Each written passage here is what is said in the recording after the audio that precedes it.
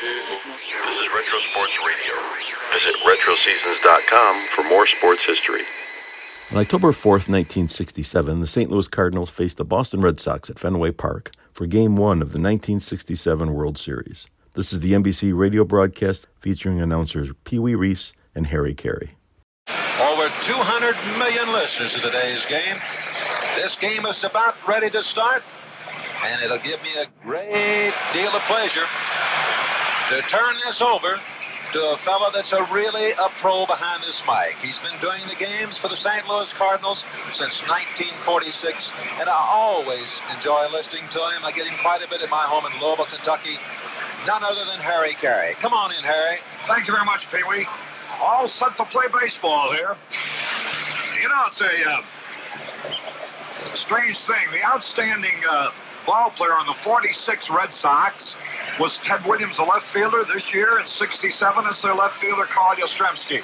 In 46, the outstanding Cardinal was their first baseman, Stan Musial, and so it is this year, Orlando Cepeda at first base. Let's pause here, 10 seconds now for station identification. Saratoga, the authentic Vichy behind the yellow label. The only mixer we know of that people built a city just to be near. Bill Edmondson here twice a day, 7 in the morning and 1 in the afternoon. Here on WGY, WGFM, Schenectady. The Red Sox, need I tell you, have just taken the field. Dalton Jones at third base, Rico Petrocelli at shortstop, Jerry Adair at second base, George Scott at first base, rolling the practice ball around. Jose Santiago kicking at the rubber as he gets ready to make his first practice pitch to Russ Gibson behind the plate. In left field is Carl Yastrzemski. In center field is Reggie Smith. And in right field is Ken Harrelson. You know, a year ago they said that Jerry Adair talked his way out of a share of the World Series. Remember then, he was with the Baltimore Orioles. He said to them, in effect, either play me or trade me. They traded him. Baltimore went on and won the American League pennant, won the World Series. Adair was not there to get any share of it. But this year he winds up with the team that is in the World Series, playing second base for the Boston Red Sox. Lou Brock ready to lead off, a first ball hitter. He stole 52 bases during the season. You know, every one of the 9 St. Louis starters has had World Series experience. None of the 9 Red Sox starters today have ever figured in a World Series. So let's see if experience really makes any difference in a short series. It'll be Brock, Flood, and Maris coming up in the first inning for the St. Louis Cardinals. The Cardinals won their pennant handily by 10.5 games over the second-place Giants. The Red Sox are one of the most memorable, most dramatic finishes in any league's history, and certainly the American League's. Won on the final day by 1 game over the Detroit Tigers. The 1967 World Series is about to start. Lou Brock has stepped into the batter's box. The commissioner of baseball, William Eckert, has already thrown out the first ball. They're playing Brock, I notice, Yastrzemski far over towards center field. They give him the left field corner. I imagine with that short left field fence, they'll play practically all hitters that way. Jose Santiago from Puerto Rico into the windup. The World Series is underway. The first pitch swung, and he missed the curveball, strike 1. So Lou Brock, a first ball hitter, did go after the first pitch. A breaking ball, and he swung and he missed. And so it's 1 strike, no ball. Santiago's pitch. It's a fastball high and outside. John Stevens of the American League behind the plate. The count evens up. 1 ball, 1 strike. Bright sunshine at Fenway Park. The sky a blanket of azure blue. Fleeced here and there with little white clouds. The windup, the pitch to Brock. A looper into left field. It's a base hit. The first hit of the series. Lou Brock loops one into short left field. And Lou made up his mind to go the opposite way and succeeded against Jose Santiago. So Lou Brock is on. And here's Curt Flood. Pee Wee, this fella, loves to hit the ball to the opposite field. And he, like you did, had to work hard at mastering that knack. Well, I'm anxious to see Lou Brock at first base. They say he likes to go and he'll run right away. So better watch him. Let's see if he will. The stretch. There he goes. Very first pitch. There's a throw. He is. Save. He stole it. This Gibson got the ball away in a hurry, and his throw was there, but Lou Brock just simply outran it. And Lou Brock has started the ball game in typical Cardinal fashion. He singles to left field, and on the first pitch, he steals second. This will give you a little bit of an idea about the abandon with which the Cardinals play baseball. There might be pressure in the World Series, but you wouldn't know it. This is the way Brock played all day long. In the very first pitch, usually he'd go, and he did again. Here's Flood now, a man on second base and nobody out. Flood, who likes to hit the ball to the opposite field. The stretch by Santiago. The count is ball one, the pitch. He did try to hit the right field, and he sliced the foul back to the screen, and it evens it up in a ball and a strike. The sun is so bright that it's difficult to determine the ball and strike count on the board because the lights actually don't show as a result of the bright sunshine. 1 ball, 1 strike. Fenway Park, a mass of humanity. Whatever you can possibly jam into a ballpark this size, they've got here. 1 ball, 1 strike, Kurt Flood the hitter. Brock, who very rarely tries to steal third, by the way. The stretch, the pitch to Flood by Santiago. Here it is. He was going to bunt it. It hit the bat. It did. He meant to hold up. The pitch was high, a bad ball, and he tried to pull back, but it hit the bat for a strike 2 on a foul tip that he did not mean to do. 2 strikes in the ball. Flood in the hole. Roger Maris will be next. With Brock at second base, barring a line drive double play, it means that Flood, Maris, and Cepeda will have a shot at driving in the run. Kurt Flood straddles the plate. He hit .335, had a banner year. 5 homers and 50 RBI. Here's the stretch. The pitch to the right-handed batter. And there's a dare going behind the bag of the pitch. Curveball. Strike 3 call. There is a big out. Flood unable to advance. Brock was fooled on a curveball. And there's 1 away. Here's Roger Maris, no stranger to Fenway Park. Veteran of some years in the American League. 9 homers during the regular season, 55 runs batted in. He hit .261. His average is not indicative of his worth. He was one of the key members of the Cardinals. Many a game-winning hit, especially early in the season when the pennant was in contention. So, Brock at second base with 1 out, the stretch by Santiago. From the belt, the pitch. Maris takes a fastball high. 1 ball, no strikes. Flood, who is usually very, very successful at advancing a man, failed against Santiago here in the first inning on a good, sharp-breaking curveball that fooled him. 1 ball, no strikes. Roger Maris waits. They play him straight away and deep. He always loved to hit in this ballpark as a Yankee. Now the pitch. And here it is. Curveball. Cut the corner at the belt. And Santiago's curve is not a big one. It's quick. And he's been able to hit that corner so far. 1 ball, 1 strike. Runner in scoring position. Top of the first, no score. The first game of the World Series from Fenway Park, Boston, on a beautiful afternoon. Now the signal. Santiago glances at second. Petrocelli holds Brock close. And the pitch to Maris. Fastball outside, ball 2. When Brock is on base, it isn't only what he does so far as running. It's the distraction that he affords to the pitcher and what he does to the infield. For example, Petrocelli and Adair have been taking turns. Actually, they've been out of position as a result. And that's what a fellow like Brock can do to you by getting on base. Now the pitch to Roger Maris. 2 balls and a strike. The glance at second, Petrocelli holding him close, and Santiago steps back off the rubber. The breeze, the wind is not any factor today. Here's the stretch. The pitch. And he takes outside and high. And the count, ball 3. 3 balls and a strike. Brock faked as if to make a delayed attempt to steal, and Gibson was ready to fire. Gibson, the catcher of the Red Sox. 3 balls and a strike. Joe Schultz coaching at third base for the Cardinals. He controls the hitter-take sign to Maris. Dick Sisler coaching at first base. Here's Santiago getting ready. Brock a lead at second base. There's the glance back. And the pitch. He walked in ball 4. And so, the Cardinals candidate for the National League's most valuable player, who had himself a banner year with 111 runs batted in, 25 homers, hit .325. Orlando Cepeda comes up to face his friend from Puerto Rico, but right now, baseball enemy. Orlando digging in. Stands deep. Runners are at first and second, one out. Cepeda is a double play possibility because he doesn't get away from the plate well, although he has good straightaway speed once he gets started. The reason that he's a double play possibility is because he hits the ball so sharply. There's a stretch from the belt to pitch. It's a fastball inside.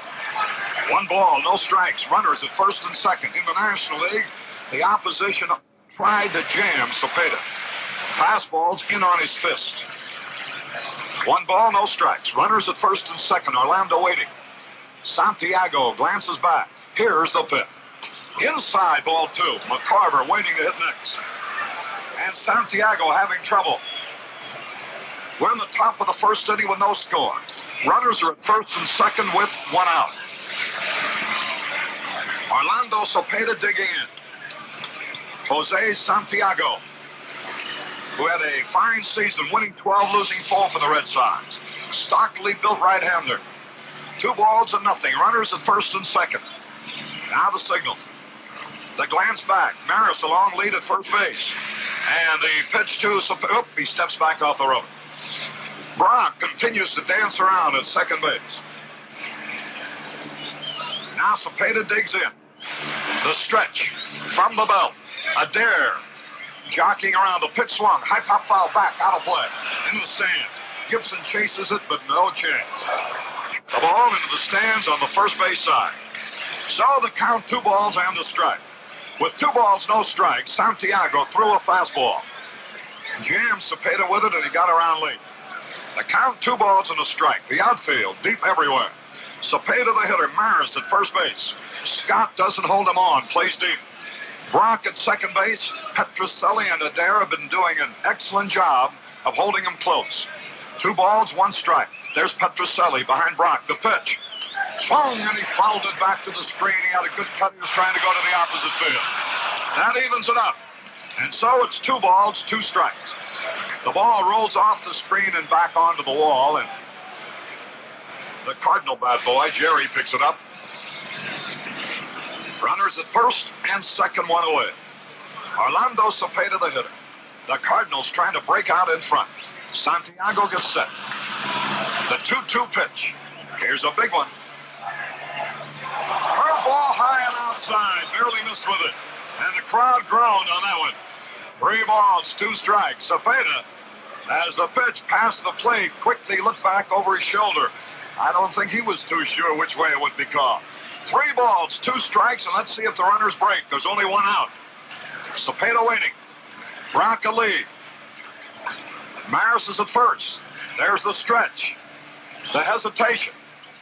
The whirl and throw to second. Brock is back safely. Adair took the throw. 3 balls, 2 strikes. All year long, the Cardinals run in this situation. And let's see what they'll do in the World Series. There's only 1 away. The danger of running is that should Cepeda strike out, you'd run into the end of the inning perhaps. But Brock is fast. 3 balls, 2 strikes. The stretch. There go the runners. The pitch. Bouncing ball to the third baseman. Steps on third for 1. Jones throw to first. Double play. So Cepeda hit to a double play. From Dalton Jones to George Scott. And so, in the first half of the first inning, it's no runs, 1 hit. No errors, 1 left for the Cardinals. If you're swinging for a new set of snow tires this winter, don't be struck out by a fast-selling pitch. Make the sure hit at your straight-talking BF Goodrich dealer. Ask him about the BFG Trailmaker Silvertop. It's the hardest-hitting snow tire on the road. A tough competitor that digs in deep to keep you going on ice or through heavy snow. Its tough 4-ply nylon cord with a husky tread and the deepest biting edges in the business. Tough inside, tough outside.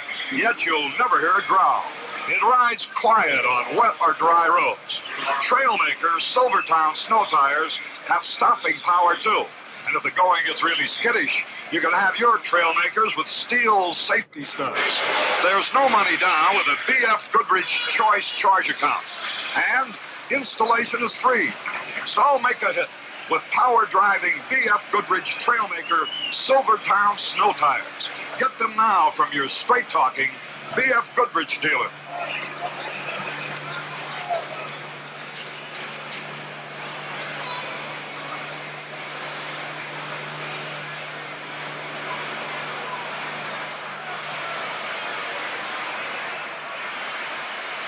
Well, Pee-wee, a threat for the Cardinals, but no score. Now let's see what the Red Sox will do. Well, Harry, Santiago could have gotten himself in the jam right there. He had runners on first and second and one out, but he got out of it. Let's see what happens to Bob Gibson. Jerry Adair, right-handed batter. First pitch, he swings, and he misses strike one. Adair hit .273. 3 homers and 35 runs batted in. Jerry's been around the American League a little bit with Baltimore, the White Sox, now Boston. The pitch is a fastball, low and outside. Gibson, a fastball pitcher. And a good slider. There are days when his breaking ball is very, very effective. Other days, he might hang. Here's a pitch on the way. And it's a fastball high. 2 balls and a strike on Jerry Adair. Eddie Popowski coaching at third base. Bobby Dorr at first base. Adair leading off, right-handed batter. The Cardinals play him straight away. The windup, the pitch. He had a good cut and he fouled back to the screen. Adair had 3 homers this season. His biggest year in home runs was 11 with Baltimore in 1962. Right-handed hitter. 2 balls, 2 strikes the count. Now Gibson winds. Here's the pitch. Curveball rolling away. The count is full at 3-2. And the Red Sox fans and their legion here today wait in expectancy. The pitch. He struck him out swinging on a high fastball. Pee-wee, he may have chased a bad ball. Well, I guess with a fellow like Bob Gibson, he pitches a lot of high fastballs, and not too many pitchers can get away with that. But you don't want to take that third strike, and Adair went down swinging. There's one away, and here is Dalton Jones, who started the inning double play for the Red Sox in the first. Here's the pitch to the left-hand hitter, and it's high and outside. Dalton Jones, a line drive hitter, pops that ball to all fields. He hit .289. 3 homers, 25 runs batted in. Straddles the plate, Gibson's pitch. It's a fastball, a little bit low, and Gibson wasn't happy about that call. 2 balls, no strikes. 1 out and nobody on, and Carl Yastrzemski will be up there next. The Cardinals' strategy, if you call it that, 2 balls, no strikes, the pitch. He swings late at a fastball. The Cardinals hope to be able to keep Adair and Jones off base, so when Yastrzemski comes up, the bases will be empty. They figure he's going to get his hits. Here's the delivery. Swung and missed a curveball. And the count evens at 2 balls, 2 strikes. So far, it's only a few pitches, but Gibson is overpowering. 2 balls, 2 strikes. Jones waits. The windup. The pitch. He struck him out swinging. Dalton Jones goes down swinging. And listen to the hand and how richly earned for Carl Yastrzemski.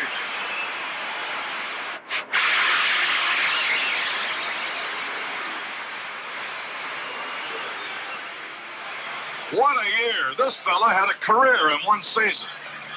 44 homers tied in that department with Harmon Killebrew. Here's the windup, the pitch to the left-hand hitter.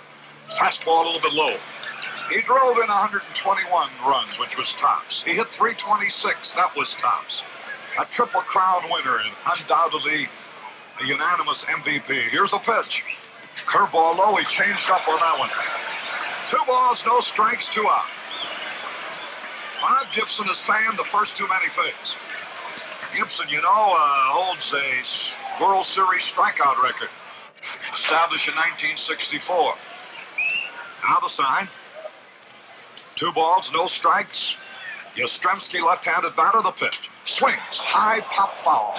Cepeda coming down the line. Gibson's calling for a ball, but Gibson lets Cepeda take it. Gibson, you know, is that kind of an athlete. But Cepeda took the little pop foul, and the Red Sox go down in order. And the score at the end of the first inning, St. Louis nothing, Boston nothing. Hello, this is Petula Clark of Plymouth 68. And the beat goes on. Yes, the beat goes on. Last year, over 250,000 owners of other low-price cars were won over to Plymouth. It started a movement, a momentum, a beat. And the beat goes on. Styles have come, surely styles will go. But Plymouth beauty is not a fad, you know. Beauty, that's what you've been looking for. It delivers looks and so much more. The beat goes on. Yes, the beat goes on. The Plymouth, when you over, beat goes on.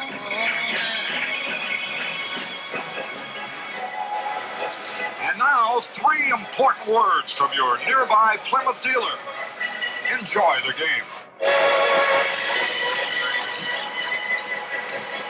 We go into the top of the second inning, and Tim McCarver will lead it off for the Cardinals, who threatened in the first but were retired at Santiago.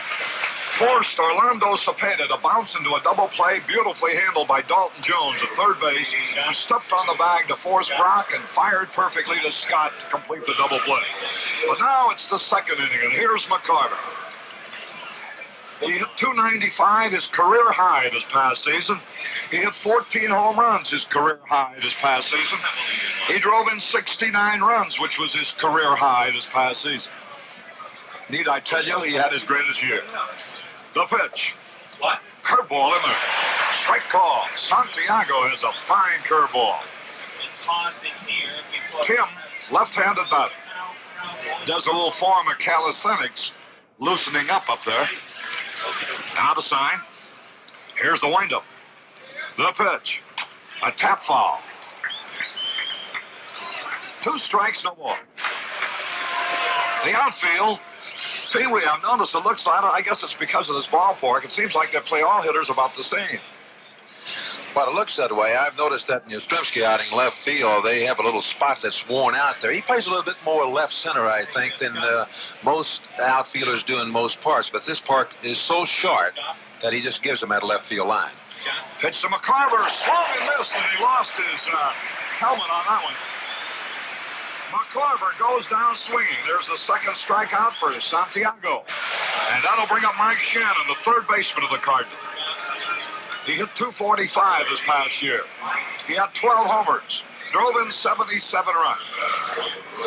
A tremendously popular athlete, being St. Louis born and bred. Here's the windup and the pitch. Curveball line, left field base in. Santiago hung that curveball, and Shannon drilled it like a bullet into left. So Shannon is on with the Cardinals' second hit of the ballgame, and here is Julian Javier, the Cardinals' second baseman, who hit .281 this season with 14 homers and 64 runs batted in. Shannon at first base with 1 out. Down Maxville, kneeling in the on-deck circle.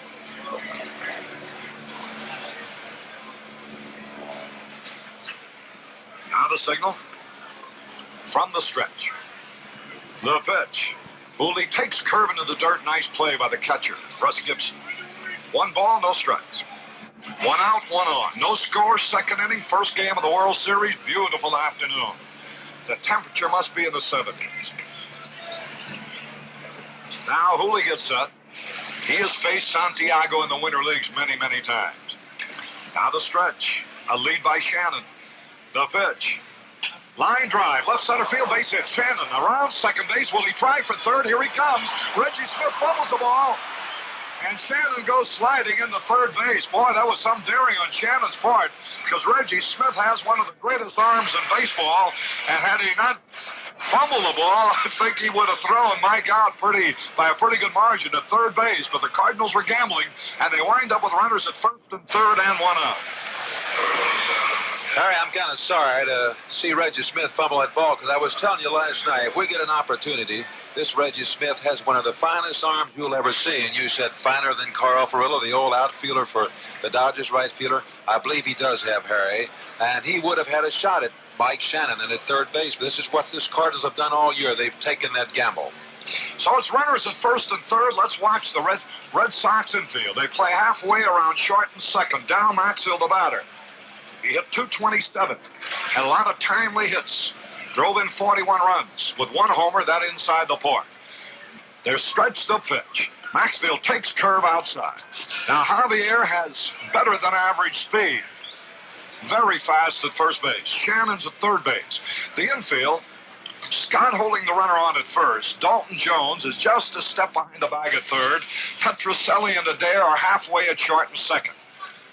The outfield's playing with Yastrzemski towards left center.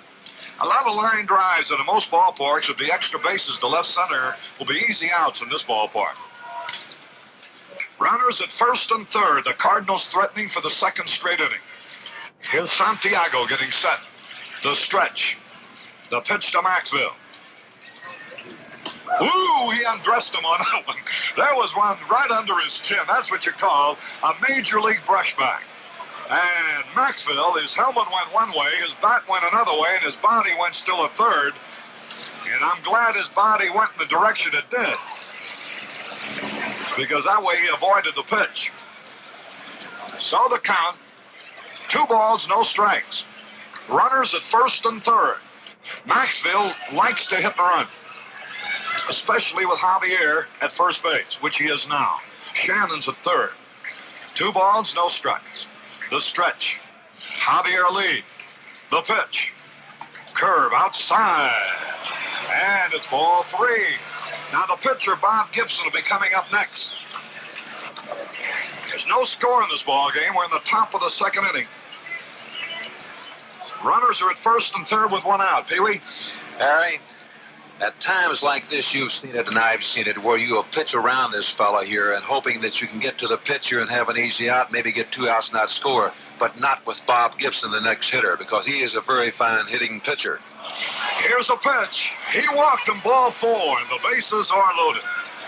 So Maxwell has drawn a base on balls, and Bob Gibson, who has bemoaned the fact, Pee-wee, that this has been his poorest season batting in his career. He has hit home runs in the major leagues. This season he hit only 133 with just 8 hits and 60 times at bat. A right-handed batter. Activity for the Red Sox in their bullpen. We'll tell you about it in a moment. Bases loaded, infield back, the pitch to Gibson. Curveball high, ball 1. Lee Stang is warming up in the bullpen out in right center. The manager of the Red Sox is walking slowly out to talk to Jose Santiago. Dick Williams, who without any question will be the manager of the year in the American League, and maybe the manager of many a year. What a job this fella did. And while manager Williams walks out to the mound, we'll pause 30 seconds for station identification. If you've grown up around here, chances are you take Saratoga Vichy for granted. Well, don't. What you're being so blasé about happens to be one of the most extraordinary natural products in all the world. People send for it from all over, both for its curious taste and for that remarkably long-lived carbonation the Vichy people are always talking about. Saratoga Vichy, the only mixer we know of that people built a city just to be near. Bob Gibson, low and outside. Ball 2. This inning started with McCarver striking out. Shannon lined to single to left. Javier looped to single to center. Shannon going to third. Maxwell walked on 4 straight pitches. Now Bob Gibson has a count of 2 balls, no strikes. Now the windup. Here's Santiago's pitch. Ground ball, might be a double play. Jones up, throws to second for one. Over to first base. Oh, double play. They turned it over. Dalton Jones for the second inning in a row. The double play goes from Jones to Adair to Scott. And so the Cardinals fail to score. It's no runs, 2 hits, no errors, and 2 left. And the score at the end of an inning and a half, St. Louis nothing, Boston nothing. Your new Technocrat razor gives a very nice shave.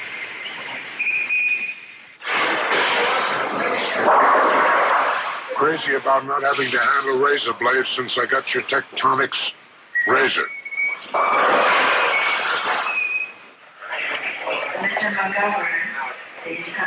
I like the light feel of your Technotic razor. Curiously smooth shave this morning with your Techmatonic razor.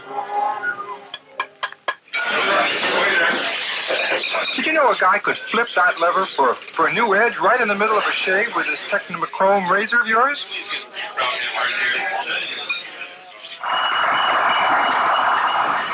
No nicks yet with your technical razor. The hard-pronouncing, easy-shaving Gillette Techmatic razor. Ask your face about it.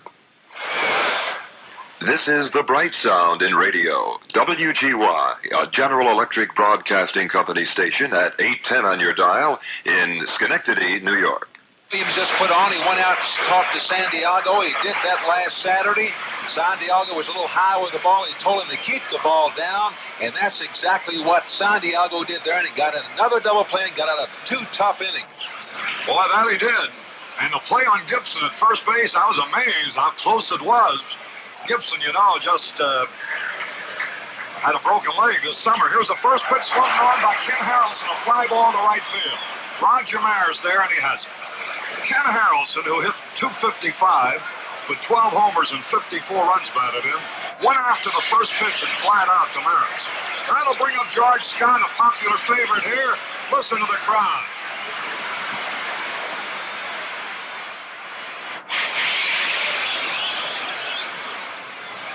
Scott hit .303 with 19 homers.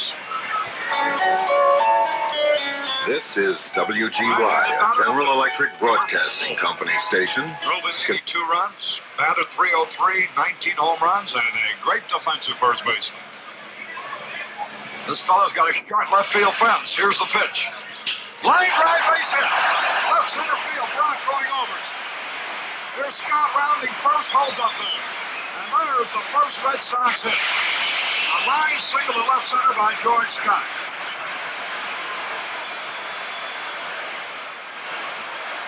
Now Rico Petrocelli, the shortstop.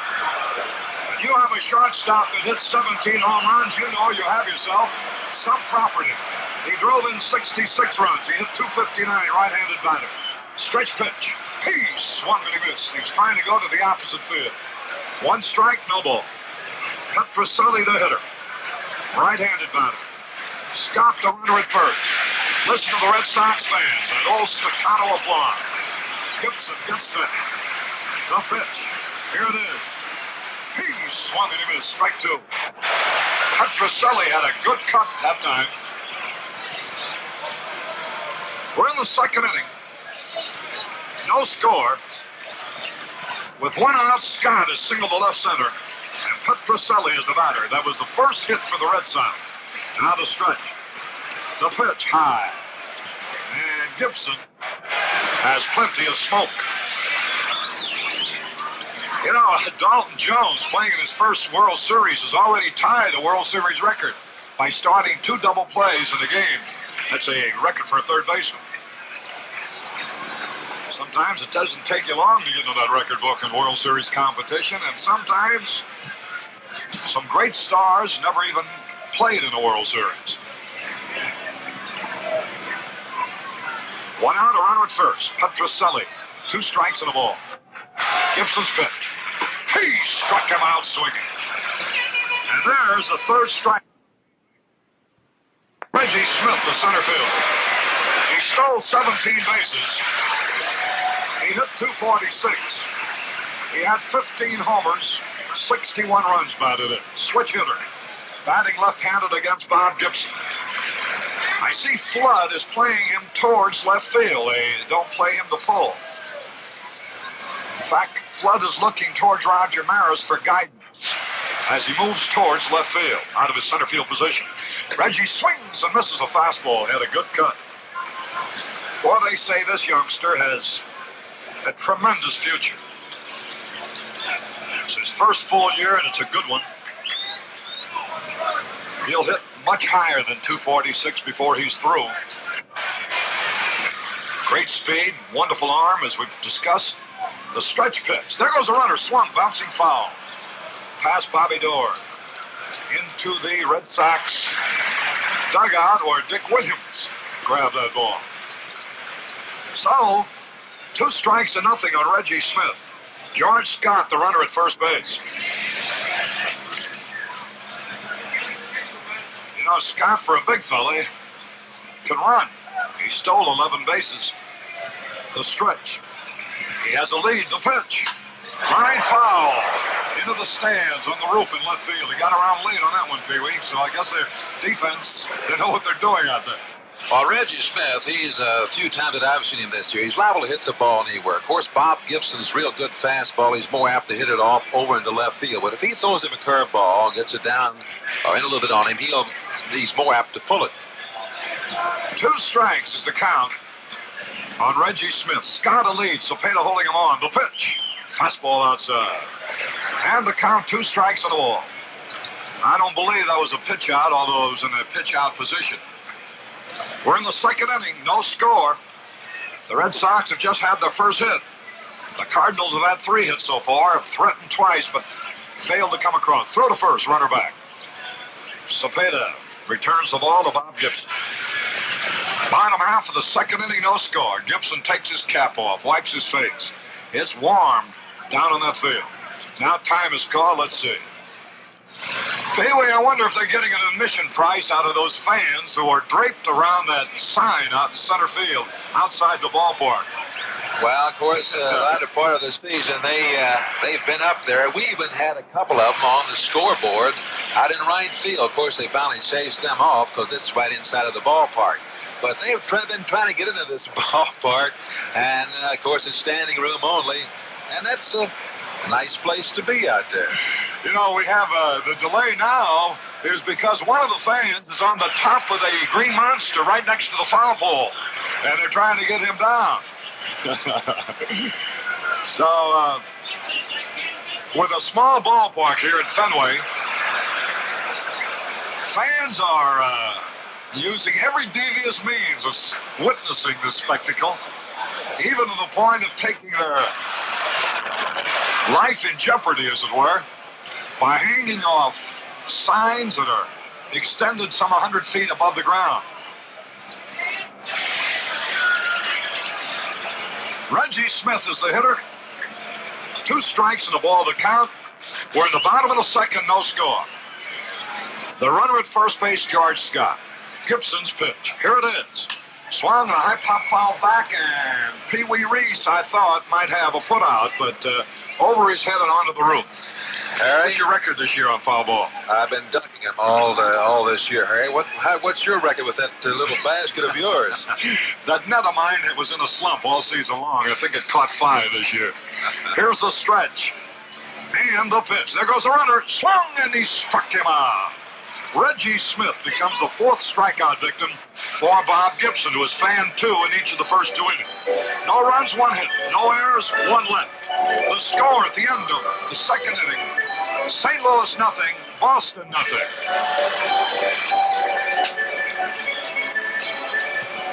So you've made up your mind. You're going to try a big one, you know. One of those new extra-length cigarettes. Well, then this announcement is just for you. If you want a long one, be sure you get the one taste worth making longer. Get the taste that's springtime fresh. That's right, the taste of new Super King Size Salem filter cigarettes. Yes, they're here. Brand new Super King Size Salem with the extra length that refreshes your taste a few moments longer.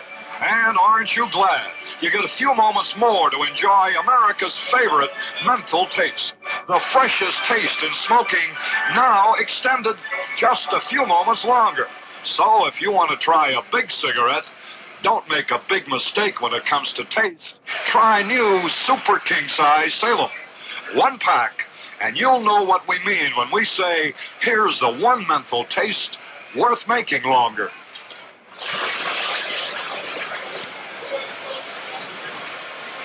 We go into the top of the third. No score. Pee-wee, I'm wondering if this is one of those ball games where one team keeps knocking at the door and never quite arrives, and then the other team suddenly slips in and it's all over.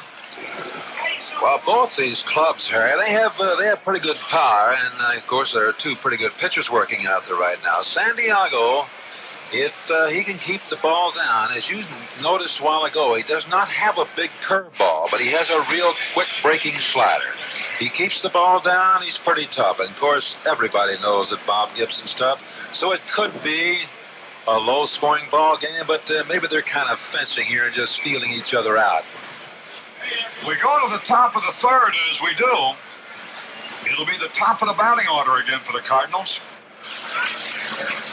The Redbirds, by the way, have won the series opener only twice, in 1934 and in 1964. They've lost their opening game in World Series competition 8 times. Now, the Cardinals have won more World Series, 7 in 10 tries, than any Major League club except the Yankees, who won 20 out of 29. Here's Lou Brock. He opened the ball game with a base hit and stole second, but did not score in that first inning. We're in the top of the third, Santiago's first pitch. Brock swings. High fly ball, deep left field. If it stays fair, let's see. It is a foul ball into the left field corner. Lou Brock aiming for that fence. You know, Pee-wee, he has hit home runs into our left field stands in St. Louis, which is a much deeper poke than here in Boston. Yes, it is. I've seen Lou. We've seen the Cardinals a couple of times this year, and I saw him hit 2 tremendous home runs in right center, too. This fella, who is not too big, has good power. And as we've said so often, he is not the type of fella that'll only beat you with his bat or with his glove. He can beat you on that base with just a base-on ball. The pitch to him. Swung line drive base hit. Lou Brock lines a single in the center field. So he's been to bat twice. He's singled twice. He's batting at 1,000. During the season, he had 206 hits. Roberto Clemente led the league in total hits. Last night, Mr. Harry Carey was making a prediction on the series. He said, my prediction to be the star of this World Series will be none other than Lou Brock. 2 for 2 so far. Not bad, Harry. Well, it's a long way to go in this series, but he's got so many things to star with. Lou Brock, the throw over to first base by Santiago, but he's back there. Again, he throws. It might be close, and he is saved. He had a dive back head first this time. He almost got him leaning the wrong way. The Cardinals now have had 4 hits in this ball game. Curt Flood, who was out on strikes his first time up, is the hitter. A lead by Brock. Santiago ready. The pitch. Inside and high. I noticed Santiago pitched Flood inside his first time at bat. Got him on a curveball over the inside part of the plate. And this pitch to him was inside again. Here's Brock taking a lead. He stole second in the first inning. Here's a single by Brock and a walk to Maris in the first before Cepeda hit into a double play to end the inning. They had singles by Shannon and Javier and a walk to Maxville in the second before Gibson hit into a double play. And now they've got Brock at third and Flood at second. 5 hits for the Redbirds. We're in the third inning. The infield is playing back. Runners at second and third, nobody out. Santiago gets set as Roger Maris waits the pitch. He had a good cut and he fouled back to the screen, strike 1. 1 strike and no ball. Lou Brock at third base. Curt Flood at second base. Nobody out. The infield playing back, conceding the run for the out. Roger Maris digging in. Here's the pitch. He had a good cut again and fouled it back. Boy, he just had two real rips. This inning started with Lou Brock lining a single in the center field. Then Kurt Flood ripped a low line drive into the left field corner for a double, Brock racing to third. That's where he is now. Roger Maris with a count of strike two. Now the signal. Santiago's pitch, and here it is. Swings and he foul tips. Curveball. They like to throw Maris off-speed pitchings. Here it is. Swings and he foul tips. Curveball. They like to throw Maris off-speed pitchings, especially when they get in front of him. Roger Maris. Veteran right fielder. The only man who ever hit more home runs than Babe Ruth. Cardinals threatening for the third straight inning. Now Santiago gets set.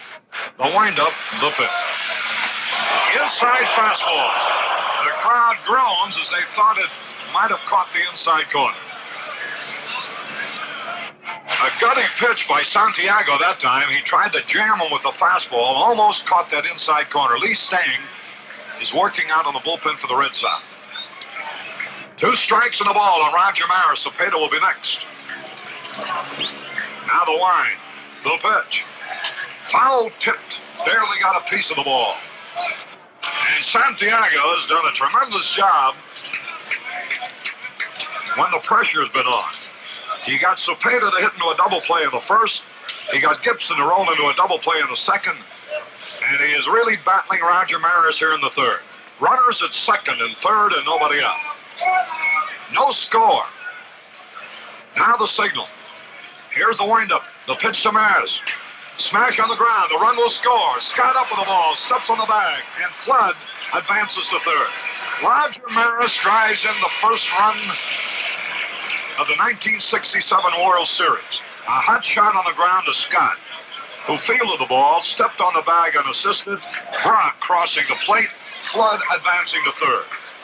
And now here's Cepeda with the infield coming in. Orlando hitting a double play, as I mentioned in the first. The big man in the Cardinal lineup. Here's the pitch by Santiago. Popped out in foul territory. Dalton Jones has got to play. Makes the catch. Cepeda on the first pitch. Foul to Jones. And Santiago got a big man out. And now with 2 away, the infield can play a normal position as Tim McCarver comes to the plate. Santiago has had the number of his countryman, Orlando Cepeda, the first 2 times at bat. Each time with men in scoring position. You got him to hit into a double play and you got him to pop up with a runner at third. Now there's 2 out and here's McCarver. He fanned his first time up. Left-handed hitter, the pitch. Curve of beauty hit that outside corner to the knee. 1 strike and no ball. Jam-packed ballpark in Boston. First game of the World Series, the Cardinals are out in front 1-0. Now Santiago is set. Here's the pitch. Outside. That evens it. A ball and a strike. Flood was way down the third baseline, and Gibson, the catcher, took a look at him.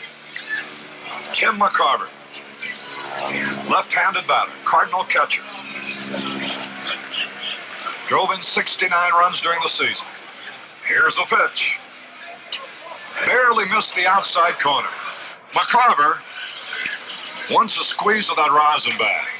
In the 1964 World Series, in the pivotal 5th game, after Tommy Tresh, with 2 out and a man on in the bottom of the 9th, had hit a homer to tie up Gibson 2-2, it was McCarver in the 10th who hit the 3-run homer to win the ball game 5-2. And, of course, that was perhaps the key game of the series. Here's a pitch. High. A fastball, ball 3. 3 balls and a strike. Shannon will be up there next. McCarver takes a look at Joe Schultz coaching third. For the hit or take. With a count, 3 balls, 1 strike. Time is called just as Santiago started his wind-up. 1-0 St. Louis, top of the third. The Redbirds have had 5 hits. The Red Sox have had 1. Here's the pitch. Ball 4. He walked him. That is the third pass given up by Santiago. He has certainly been in a lot of trouble, Pee-wee, and still trails only 1-0. Yes, he certainly has. He hasn't had his real good control. Of course, as a ball club like the Cardinals, you have to pitch him a little bit carefully. Now, I believe that he did not want McCarver to hit that pitch. He wanted to pitch around him and pitch to Mike Shannon. Of course, Shannon has 1 for 1 today, but I believe he would rather pitch to Shannon. He had McCarver. All right, here's Mike Shannon. Runners at first and third, 2 out. Cardinals lead 1-0. The pitch.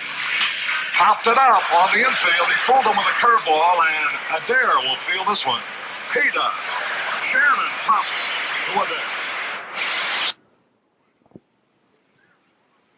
2 hits, no errors, 2 left. And the score at the end of 2.5 innings is now St. Louis 1, Boston nothing. The guy who can come in off the bench and pinch hit for real power, well, he's the kind of insurance every manager likes to have. We mention this because all you grandstand managers are going to need some pinch-hitting power real soon. With winter just around the corner, you'll probably be changing the lineup on your car and calling in a set of new snow tires. So why not get yourself the toughest pinch hitters in the entire Winter League, BF Goodrich Trailmakers Silvertown Snow Tires. They'll come in cold and hit for power through the heaviest snow. They'll come right down to grips with ice, take off smooth in the most skittish places. They're built with new, customized nylon cord, so they can take the pounding for a long winter season and come back next year for more. And if you wish, they can be equipped with steel safety studs. No need for any money down with a BFG Choice Charge account. And installations absolutely free. BF Goodrich Trailmaker Silvertown Snow Tires, only at your BF Goodrich store or dealer. Well, so far it's been Bob Gibson and the Cardinals. The St. Louis Cardinals have 1 run on 5 hits. The Boston club has not done too much with Gibson. They have no runs on 1 hit. The first hitter for the Boston Red Sox will be the catcher, Russ Gibson. Harry Carey. All right, Pee-wee Gibson, who hit 203 with 1 homer, 15 runs batted in during the season. He is not known as much for his hitting as for his defensive ability behind the plate. But these are the kind of fellows sometimes who are the stars in the World Series. There's a curveball, swung on and missed. Gibson has fanned 4. He's allowed 1 hit. He hasn't walked anybody. He leads 1-0. We're in the bottom of the third. Now the pitch. He swings at a curve and he misses it. 2 strikes. No more. Russ Gibson. He's been in the Red Sox organization. Up and down. Here's the pitch. Curveball outside. Been with the Red Sox since 1957. Last year he's at Toronto. Now the pitch to him. He struck him out. Gibson becomes Gibson's. Russ Gibson becomes Bob Gibson's 5th strikeout victim. And in fact, that's 3 strikeouts in a row for Gibson. After Scott singled in the second, he fanned Petrocelli and Reggie Smith. Now he opens at third, striking out Russ Gibson. Here's Jose Santiago, right-handed batter. He had 8 hits during the season. 1 home run, the pitch. Strike call, the fastball. Drove in 3 runs, he hit 190. Right-handed batter, as he is a right-handed pitcher. 1 out, nobody on base, we're in the third. Here's the pitch. Foul back to the screen. And Gibson is out in front of Santiago. 2 strikes, no ball. Gibson, who has fanned 5 already. The last 3 in succession. And he's ahead of Santiago, 2 strikes, no balls. Cardinals leading in the third, 1-0. Now the wind, the pitch. Swung late, foul back. into the press box, almost got Bob Addy. The Washington sports writer and Neil Russo of the St. Louis Post-Dispatch. They didn't show me too much courage on that one, Pee-wee. Don't blame him. Discretion's a better part of valor anyhow. Here's a pitch swung. There's a drive. Way back. It might be out of here. It could be. It is. A home run.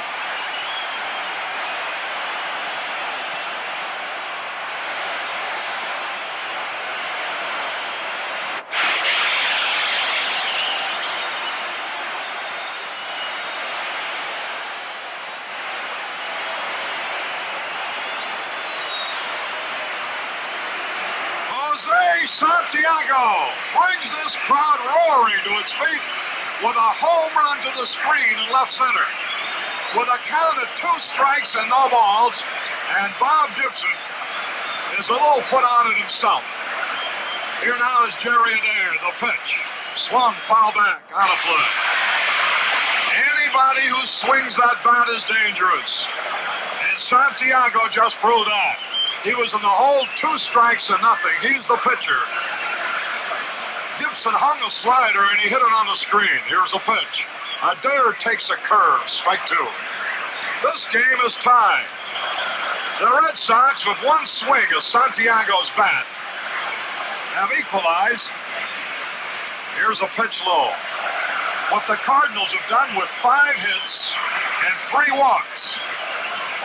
So the Cardinals have had 8 men on base and have scored 1 run, and Santiago, the pitcher, swung his bat once and tied it up.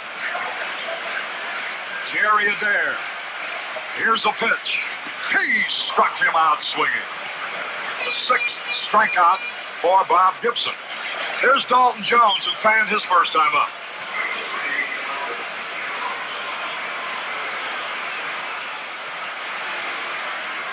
Jose Santiago.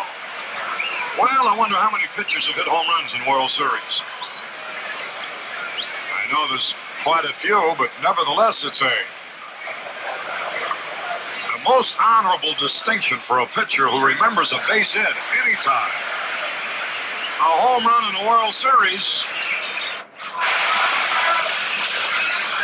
Jose will be talking about that one for the rest of his life. Here's the pitch to Dalton Jones. Swung and foul back. 1 strike, no ball. I imagine Bob Gibson will be talking about it, too. With no balls and 2 strikes on him, he does not make that mistake too often, especially to a pitcher. He probably got a little careless. 1 strike, no balls. The pitch, and it's a little bit low. Mudcat Grant of the Twins was the last pitcher to hit a home run in the World Series back in 2 years ago, 1965. Now the line, the pitch. Fouled it back to the screen. 2 strikes and a ball on left-hand hitting Dalton Jones. Bob Gibson, who is fan 6. He's allowed 2 hits, but one of them a home run by Jose Santiago. Now the signal. Waiting. Here's the pitch. Broken bat, pop fly, got a chance to drop. Here's Javier going out. Cepeda goes out, and Orlando makes the catch. Cepeda ran down the right field line and grabbed Dalton Jones' pop fly. So it is 1 run, 1 hit. No errors, nobody left. And the score at the end of 3 innings. Hello, this is Petula Clark for Plymouth 68. And the beat goes on. Yes, the beat goes on. Last year, over 250,000 owners of other low-price cars were won over to Plymouth. It started a movement, a momentum, a beat. And the beat goes on at your Plymouth dealers. Styles have come and surely styles will go. But Plymouth Beauty is not a fad, you know, no. Plymouth Beauty does go on and on, as does your Plymouth dealer's great deals. See him now. He'll show you how last year's success cars are even more beautiful for 68. And the beat goes on. Yes, the beat goes on. The Plymouth, when you over, beat goes on. And now, 3 important words from your nearby Plymouth dealer. enjoy the game. Brand new ball game, Pee-wee. We go to the top of the fourth. All tied up, 1-1. And Julian Javier, who singled his first time up, will lead it off for the Cardinals. The pitcher, Santiago, with 2 strikes, no balls, homered to the left center field screen. The pitch to Juli. Swung, ground ball, up the middle, into center, base hit. Petrocelli dove for the ball but couldn't reach it. So Javier, like Brock now, has had 2 hits. This is the third time, the third inning out of the 4 played that the Cardinals' leadoff man has hit safely. Here's Dow Maxville. Now here's the situation where Maxville likes to hit and run. With Javier on at first base and nobody out. The pitcher, Bob Gibson, will be up there next. Let's see how the Cardinals play it here. Javier leads, the stretch by Santiago. Here's the pitch. Swung, trying to hit the right and fouled back and out of play. 1 strike, no ball. Beautiful afternoon at Fenway Park in Boston. A capacity crowd, of course. And he's seeing a good ball game. Tied up 1-1. Bob Gibson against Santiago. Jim Lonborg will pitch tomorrow for the Red Sox against Dick Hughes for the Cardinals. Throw to first, the runner back. Javier, good speed, as I believe I mentioned before. Maxville likes to hit the ball to the opposite field. The stretch, the pitch. Curveball low. So it's a ball and a strike on the right-hand hitting shortstop of the Cardinals, Dow Maxville, who has a degree in electrical engineering from Washington University. Now the sign. Javier lead. Might go. There he goes. The pitch swung, a high bouncing ball towards second. And there's only play is to first base, and he gets him. But Javier has advanced to second base. Maxville with the hit run on. Bounced a high chopper over the pitcher's head. Adair's only play was to first base, and then he just barely got Maxville, and there's 1 away. Bob Gibson steps up. He hit into a double play with the bases loaded in the second. The Cardinals now have had 6 hits, scored 1 run. They've had runners at first and second with 1 out and failed to score. Had the bases loaded with 1 out, failed to score. Here's a pitch to Gibson, swung hard and missed. Had runners at second and third with nobody out in the third and got only 1 run. So they've had a lot of opportunities. Bob Gibson, for a pitcher, not a bad hitter. Javier, a long lead at second base. Here's the pitch. Gibson swings and pulls it foul. Right. Jesse Bush, the owner of the Cardinals, almost grabbed that one. Hit them right in front of him.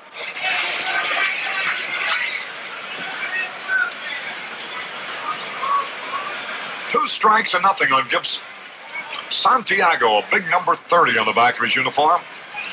Gibson's number is 45. Cardinals have their names across the back of their shirts. Here's the stretch. The pitch to Gibson. Low almost threw it away. Nice stop by Russ Gibson. A runner at second base. There's 1 out. Lou Brock will be coming up next. Brock has had successive singles 2 times at bat. He's had a stolen base. He has scored the only run. Bob Gibson in the hole. 2 strikes and the ball.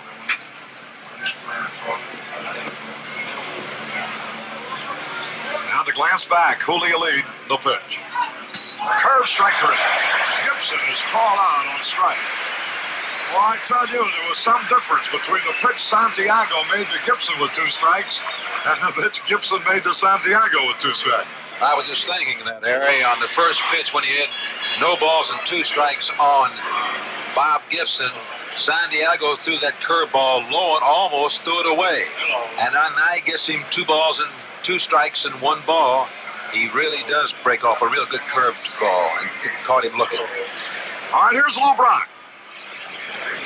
Each of his other 2 times at bat, he was leading off the inning. This time, he comes up with 2 out and a man in scoring position. Left-handed batter waits. Here's Santiago's pitch. It's a curveball outside, ball one. Brock is the type of hitter that you really cannot defense. By that I mean you can't play him to pull, you can't play him to hit to the opposite field, you can't play him straight away because he hits the ball everywhere. He can hit home runs down the left field line as well as down the right field line. His power alleys are left center and right center. He can bunt. He's just a good hitter. Left-handed batter waits. 1 ball, no strike. Now the signal. Santiago's pitch. And here it is. Ground ball on the third baseline. Foul. By about a foot. And the crowd groans on that one because that one looked like it might stay fair and go into the corner. And the count is 1 ball, 1 strike. 2 men are out. We're in the 4th. Lou Brock the batter. Brock hit .299 during the regular season. Had 21 homers. Left-hand batter waits. Now Santiago gets set. Javier lead at second base. From the belt, the pitch. Low outside. 2 balls and a strike. Santiago on this time at bat on Brock is really moving the ball around. First inside, then outside. And everything's been low to him. 2 balls and the strike. The game is tied. We're in the 4th. Santiago glances back at Javier and pitches. Foul ball headed for left field. A base hit. Here's Javier out third. He's got a chance to score. Yastrzemski throw. He is out at the plate. Sensational throw.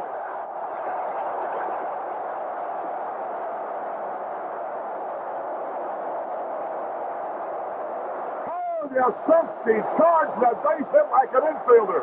Picked the ball up on the run, fired a strike all the way on the fly to Gibson, and threw out Javier trying to score. And it's no run, 2 hits, no errors, 1 left. What a ball player. And the score at the end of 3.5 innings remains. The Cardinals won and Boston won.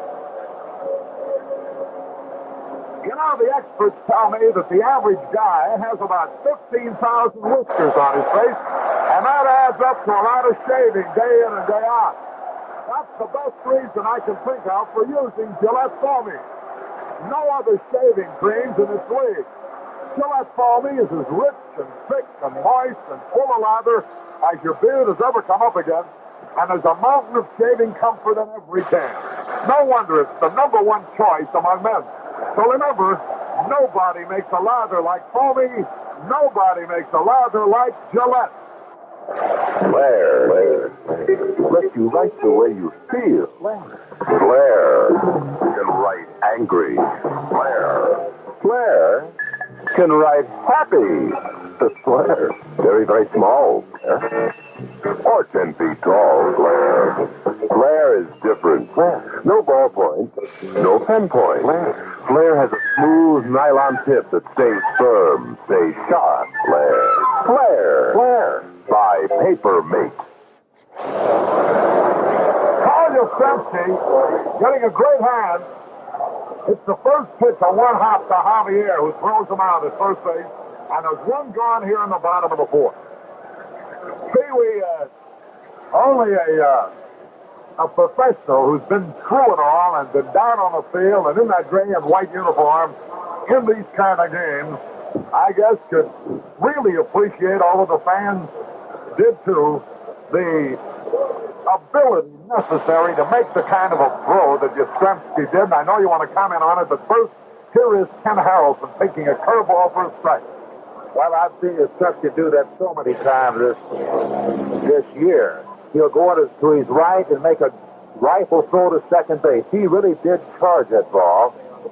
And it's remarkable how well he throws it now. That play was a tough bounce when he picked the ball up, Harry. But he came up throwing and threw a strike to the catcher, Russ Gibson, at home. All right, here's a pitch to Harrelson. It's a curveball high. So it is 2 balls and a strike. 1 out. Yastrzemski charging that ground ball single to left, like an infielder might, at full speed, picking it up and firing all in one motion. And what a strike. They had Javier at the plate, quite obviously. Here's a pitch to Harrelson. Swung on, popped up. Right center. Javier backing out. Maris coming in. Flood calls for the ball and makes the catch. Harrelson popped to Flood in short right center. Here's George Scott, who got the first hit. You know, the Cardinals have had 7 hits and 3 bases on balls already in 4 innings and have scored only 1 run. It's almost unbelievable. Here's Scott. And here's the pitch. Swung, and he fouled it back, and boy, he ought to cut at that one. 1 strike, no ball. Pee-wee, how can you have 10 men on base in 4 innings and score only 1? That's what I was thinking. Seems like this score should be about 5-1 in favor of the Cardinals. But here it is, 1-1 with the bottom half of the 4th inning. They say that's the way the Red Sox have played them all year long. Here's the fastball in the respect call. 2 strikes, no ball. 2 men are out, nobody on base. Game tied, 1-1. A lot of action in this one. Here's the pitch. Boom, foul back. Into the press box. I think a Western Union man wound up with that one. 2 strikes, no balls. George Scott, the hitter. Gibson getting ready. In the excitement of the play at the plate, here's the pitch. Almost chased it, held up in time. 2 strikes and a ball. In the excitement of the play at the plate, my candidate for star of the series, Lou Brock, got his 3rd hit. Pee-wee, the pitch. High and inside. 2 balls, 2 strikes. Brock has had 3 hits in a row. You can really pick him, man. 2 away. Right-handed batter digging in. George Scott. Gibson's pitch. Here it is, and it's a fastball low. Ball 3. Rico Petrocelli will be next. Scott has a short left field porch here at this ballpark, but he hits the ball more to left center and straightaway center field. He has great power. 3 balls, 2 strikes. Here's the pitch. Line drive, deep left field, way back is Brock, off the fence. Here goes Scott around first, trying for second, the throw. He is safe with a double.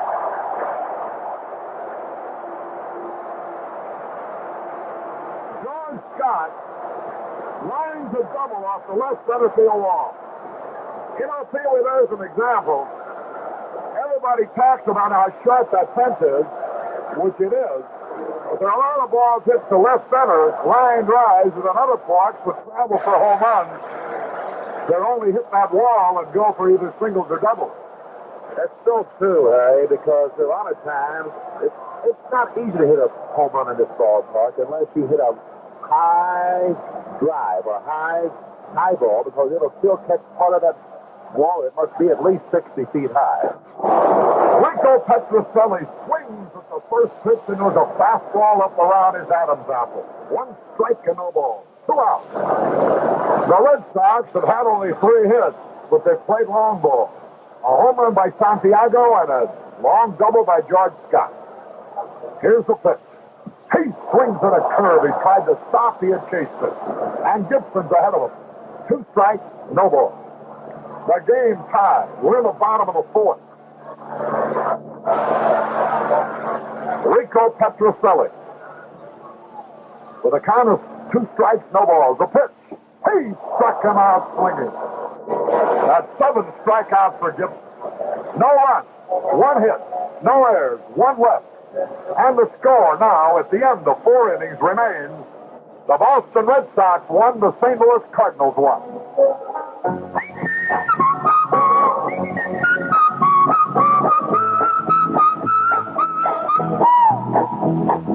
Whistling my favorite song, gotta get moving right along. Oh, I'd walk a mile for a camel.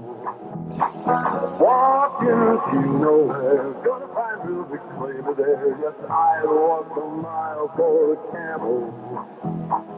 I'd walk a mile for a camel. I'd walk a mile with you.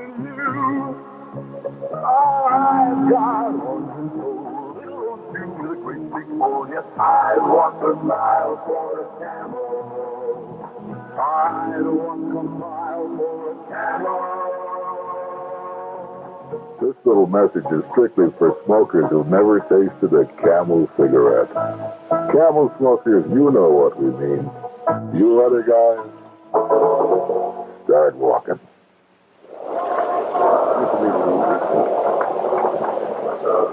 This is Harry Carey with Pee Wee Reese. We're going into the top of the fifth of an exciting ball game, all tied up 1-1, and here's Kurt Flood. He fanned in the first, he doubled in the third. Santiago's first pitch of the fifth, swung, line drive in the left field. Yastrzemski going back. Holy cow, what a play.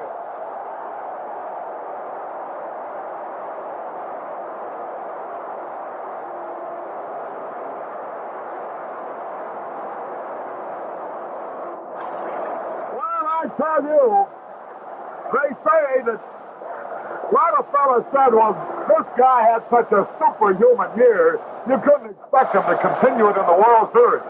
Well, I got news for you. He's still doing it. Here is Roger Maris, 1 out for pitch. Curveball inside. Flood was robbed of a double. Yastrzemski went back, leaped high in the air, and made a spectacular backhanded stab. The pitch to Maris. Popped up. Short right field. Might drop. Everybody chasing it. Base hit. Maris drops a single between Adair, Smith, and Harrelson. And that'll bring up Cepeda with a runner at first and 1 out. That is now 8 hits for the Cardinals. Not counting one that Flood was robbed of a moment ago. Yastrzemski has been the defensive wizard. If there's such a thing as Superman in baseball, the Red Sox left fielder's got to be it. Here's Cepeda. He's failed twice with men on base. And let's see if Santiago goes to the well once too often against him. The pitch. Curveball low. 1 ball, no strike. What a game this is, Pee Wee. A guy hits the ball like Flood and just an A.B. Just an out. Then you bloop one like Myers when you get a base hit. Here's the pitch. Pop straight up. On the infield. George Scott into the ball. He's got it. I bet you right now, Cepeda is glad that Santiago's in the American League. Because his countryman certainly has handled them well so far. It looks to me like Orlando Cepeda will get a free meal from Jose Santiago tonight, because he said if he got a couple of base hits, of course this ball game isn't over with, but he's handling pretty easily so far. Here's McCarver with Maris at first base and 2 outs. The Cardinals have hit Santiago. They've had a lot of opportunities. A fine play by Yastrzemski with a perfect throw to the plate kept him from scoring in the fourth. And a remarkable catch by Yastrzemski in this inning has stopped him in the fifth. Now McCarver's up there. The pitch. Swings and he fouls it. McCarver hasn't had a real good cut at Santiago. He hasn't quite zeroed him in. Might be one of the few times he has faced him. Santiago is a member of the Kansas City Club, faced the Cardinals in spring training in Florida. Here's the stretch. And the pitch. Fastball outside. That evens it. A ball and a strike. Maris at first base, 2 men are away. We're in the fifth. The crowd's still buzzing a little bit about Yastrzemski's last piece. A remarkable leaping backhanded stab. Here's the stretch. The pitch. Foul back. Just above us onto the roof. So McCarver is in the hole, 2 strikes and a ball. Shannon will be up there next. We're in the fifth. A lot of things have happened, but the score is 1-1. And Santiago hit the home run for that run for the Red Sox. Meanwhile, the Cardinals have had base runners all over the place.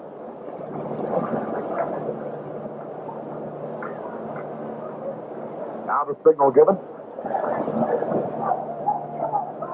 from the belt.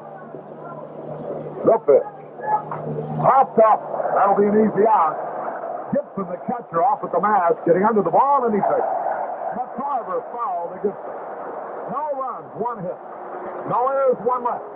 At the end of 4.5 innings, the score is St. Louis 1, Boston 1. Does the mystery of buying tires scare you a little bit? Who can blame it? You walk into the average tire store, and the place is loaded with mysterious goings-on. Even the language they use is mysterious and confusing. Terms like low profile, cross-brace treads. It's like a bad dream. Well, the nightmare is over. B.F. Goodrich has swept away the mystery of tire buying with straight talk. All you do at B.F. Goodrich is tell them how you drive, how fast, how much, and they tell you what tire is best for you.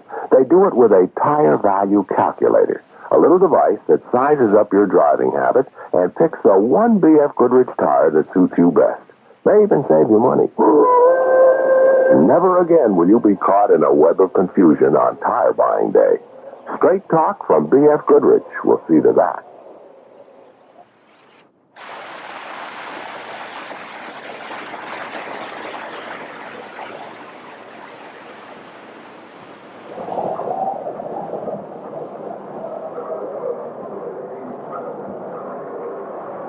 Smith leads it off. Bottom of the fifth, tied 1-1.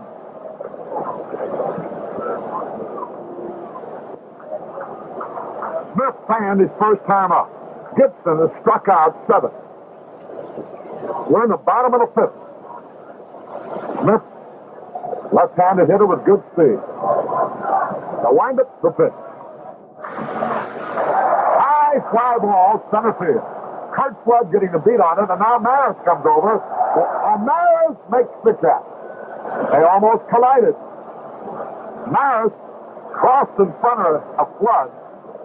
They banged each other. That right field right now seems like the tough sun field, Pee-wee. It is, Harry. Of course, it's a little bit earlier today when we started the game at 1 o'clock, but usually when the game starts at 2 o'clock, the 2:15 here, it's right in the second baseman's eyes, the right fielder's eyes. But it'll get a little worse as the game progresses. Gibson, Russ Gibson, right-handed batter will be the hitter here. Ball game in the fifth, tied up 1-1.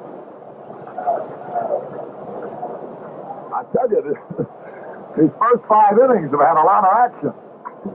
Although the score is only 1-1. They tell me Yastrzemski. Here's the pitch, and there's a strike call. They say Yastrzemski could run for mayor. I think he could run for governor. In this state, here's the pitch. High pop foul back. 2 strikes, no ball. Happy to see it for the youngster Pee-wee. He's a wonderful lad. And he had a couple of years when things were a little tough for him around here. But he rallied like the thoroughbred, and he's had a tremendous season. Here's a pitch high. Russ Gibson, who hit 203 during the regular season. He had 1 homer. Jose Santiago had 1 homer during the regular season, and now he has hit 1 in the World Series. Here's a pitch. He almost chased it. Stopped in time. The count evens up. 2 balls, 2 strikes. Wait to hear the hand that Santiago probably will get when he comes up next. Here's the pitch. He struck him out. The 8th strikeout for Gibson. There's 2 outs. Listen to the hand for Jose Santiago.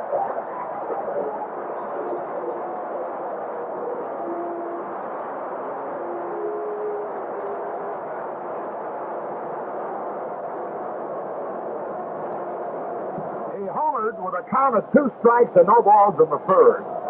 Right-handed batter, here's the pitch. There's a strike call. Santiago with 8 hits during the regular season. One of them a home run. Now to pitch. He had a good cut. I tell you, he's no joke with that bat. Whenever you swing the bat like that, you're liable to hit a home run. He had a cut. 2 strikes, no ball. 2 out, nobody on. Gibson pitch. He threw his bat at a curveball, striking out.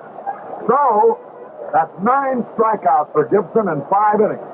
And 1, 2, 3. No runs, no hits, no errors, nobody left. At the end of 5, the Cardinals won, Boston won. Hello, this is Petula Clark of Plymouth 68. And the beat goes on. Yes, the beat goes on. Last year, over 250,000 owners of other low-priced cars were won over to Plymouth. It started a movement, a momentum, a beat. And the beat goes on at your Plymouth dealers. Styles have come and surely styles will go. But Plymouth beauty is not a fashion, no. Plymouth beauty does go on and on, as does your Plymouth dealer's great deals. See him now. He'll show you how last year's success cars are even more beautiful for 68. And the beat goes on. Yes, the beat goes on. And now 3 important words from your nearby Plymouth dealer. Enjoy the game. We pause 30 seconds for station identification. Hear all the Warrior games on KNBR, AM and FM, San Francisco. The man at the gas pump doesn't always remember to ask you if your wiper blades have gone dead and can't stop streaking your windshield. So if they are streakers, remind him to show you a pair of fresh, new Anco anti-wind lift blades or refills. He can slip them on in seconds, and you're ready for any storm. Anco by Anderson. It's high time for Hires Root Beer. High time for the distinctively satisfying taste that only Hires Root Beer has. This is Harry Carey at Fenway Park. We're going to the top of the 6th. The score all tied up. Boston won, St. Louis won. And now here to tell you all about it is Pee Wee Reese. Okay, Harry, thank you very much and a fine job. A job well done. With the top half of the 6th inning, the first hitter for the Cardinals will be Mike Shannon. Let's see what he's done today. Shannon. He's 1 for 2. Got a base at his first time up in the 2nd inning. Jose Santiago all the way for the Boston Red Sox. Oh, hit hard. It's a base hit out in the center field. Reggie Smith, the center fielder, down on one knee, picks his ball up, and Shannon makes a turn at first base back in there. So these Cardinals, I'm telling you, they've done a little bit of everything today. They have 1 run on 9 hits. They scored 1 run in the 3rd inning. The Boston Ball Club tied it up. They have 1 run on 3 hits in the 3rd inning on Jose Santiago's home run. Yes, sir, of all people, the pitcher, Bob Gibson, made a bad pitch to him with 0-2 count on him, and he put it up in that screen out over this big green wall in left field. The hitter now is the dandy little second baseman, Javier, and what a year he had. He's 2 for 2 today. He has good speed. Hard to double this man up. Mike Shannon at first base. Watch him. They like to run this ball club. A curveball in there for call strike 1. This Cardinal ball club is called the Chicago White Sox with power. They like to run, and they do. If you throw them out, it doesn't bother them. They'll come back running again. The score is 1-1, though. The Red Sox are right in there. Fellow in the left field, the name of Yastrzemski, made a couple of great plays. Threw a runner out at home. As Harry told you, charged the ball like a shortstop, which he was at one time. Javier looked like he was just trying to slap the ball in the right field. Did not have too good of a cut. The count now is 0-2. No balls and 2 strikes on Javier. Javier is a threat, a home run threat in this ballpark. Any hanging, breaking ball, he'll hit on that screen. He's had quite a year. Yes, he has. Javier will be followed by the shortstop, Darryl Maxwell, and then the pitcher, Bob Gibson. Santiago takes a look at Shannon. A curveball way outside. Makes the count 1 ball and 2 strikes on Javier. If the count gets 2-2, 2-2, be careful. They may send him. Santiago taking a little time. Javier checking with his coach, Joe Schultz, at third base. Javier has a closed stance. His front foot is way in, his front foot is back. Back foot is way back, rather. Little tap is foul down the third baseline. And the count remains 1 ball and 2 strikes. Pee Wee Lee Stang is up in the bullpen for the Red Sox again. It's about the 3rd time that he's gotten up out there. He's a little tired, but now here. 1 ball, 2 strikes on Javier, the second baseman. He has 2 for 2 today. On the season, he batted a fine .281. He had 14 home runs. Good power. Fastball high and inside makes the count 2-2. Well, let's see if they'll send him now with a count 2 balls and 2 strikes. There's no one away. And the score here, Cardinals 1 and the Boston Red Sox 1. The Cardinals have 9 hits and the Red Sox only have 3. But one of them was a big one by the pitcher, a home run, Jose Santiago. 2-2 is the count on Javier. Santiago looks over at Shannon. He did not go. The foul tip.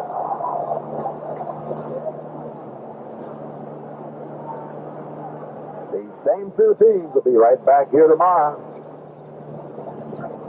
So I certainly hope that you fans can be with us. Harry Carey and I, Pee Wee Reese, will be bringing you to tomorrow's game, the 2nd game of the World Series, right here at Fenway Park. Certainly hope that you're enjoying the game today. I know one thing, it's a big thrill for me. 2-2 the count on Javier. No one away. Runner on first base, Mike Shannon. Santiago comes set. The ball gets away from Gibson. Here goes the runner, Shannon, diving in there. Head first dive like the old Pepper Martin of the Cardinals. No play but Gibson as the ball gets away from him. And it was a pass ball on the catcher, Gibson. Well, the count 3 balls and 2 strikes on Javier, who can handle that bat. No one away. Let's see if he tries to hit that ball on the ground to the right and get the runner to third base so that a fly ball will score him. The next hitter will be Dal Maxwell. Not too big of a lead by Shannon down at second base. He comes up a couple of steps. There's a tap foul down the third base line. They're playing Javier straight away. The right fielder, Ken Harrelson, he's playing in a few steps. Yastrzemski in that familiar spot of his out there in left field. Straight away on practically every hitter. He can move. Yastrzemski I'm talking about. Quite a ball player. Does not have a hit in this game, but made a couple of great plays. A 3-2 pitch by Santiago. He struck him out.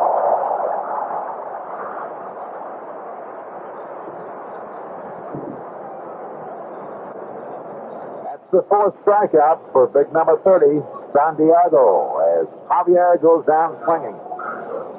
Brings up the shortstop, Dal Maxwell. He has grounded out twice. He's 0 for 2. During the season, he walked once and grounded out. He's 0 for 1 today. On the season, he batted .227. But Harry, who has seen this young fellow all year, said he's gotten some important hits. Mike Shannon down at second base, the curveball. Looks to me like Santiago has kind of settled down a little bit. He's gotten a couple of jams the first 2 innings of this ball game and pitched out of them. The score was 1-1.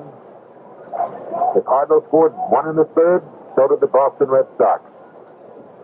When the top half of 6th inning, Santiago looks back at Shannon at second base, who's dancing around. Sidearm curveball is popped up, and Gibson, the catcher, should have a shot at it. Here comes George Scott. Look out! George Scott, Gibson took the ball, the catcher, and George Scott ran right by. And I'm telling you, that's a lot of beef. George Scott, they call him Taters.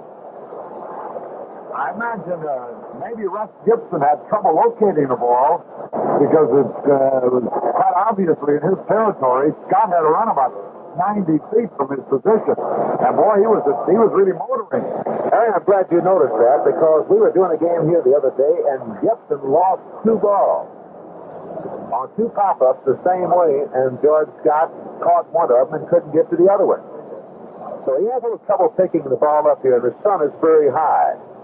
The high fly out to left field. Yastrzemski shading his eyes. He underneath the ball and takes it for out number 3. That's all for the Cardinals here in the top half of the 6th inning.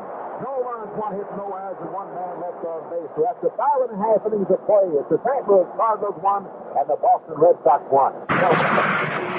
My name is Tim.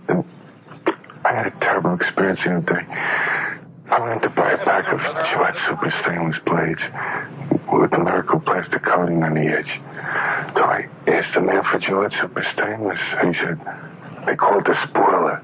They spent all that money to call it the spoiler. Why don't you ask for the spoiler? Why are you coming here and ask for Gillette Super Stainless? Did he scam me?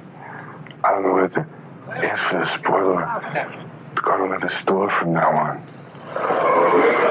Heads Up Hair Groom has come up with a nice discovery for the man whose hair gets mussed. If you use Heads Up this morning, don't put more Heads Up on.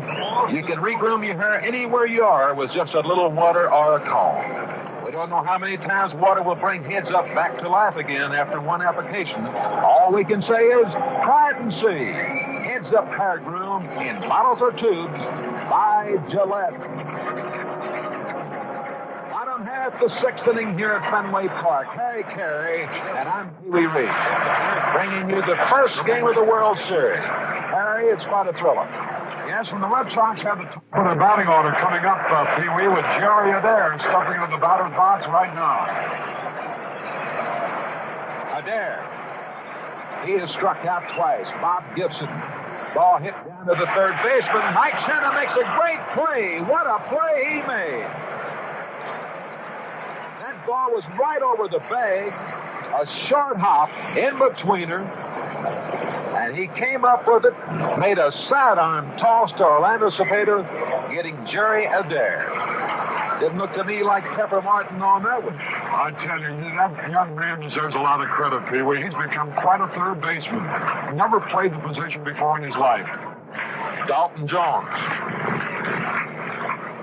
takes the first pitch, ball 1. Dalton Jones struck out and popped up.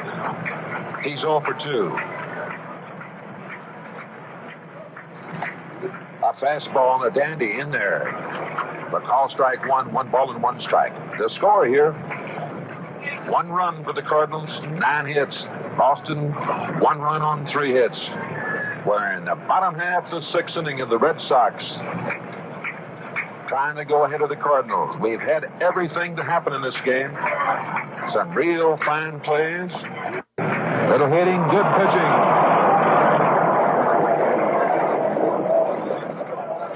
Two balls, 1 strike on Dalton Jones. Here's a fellow that looked real sharp for the Red Sox the latter part of the season. A good hitter. They say they have a trouble finding a spot for him to play. That pitch is outside.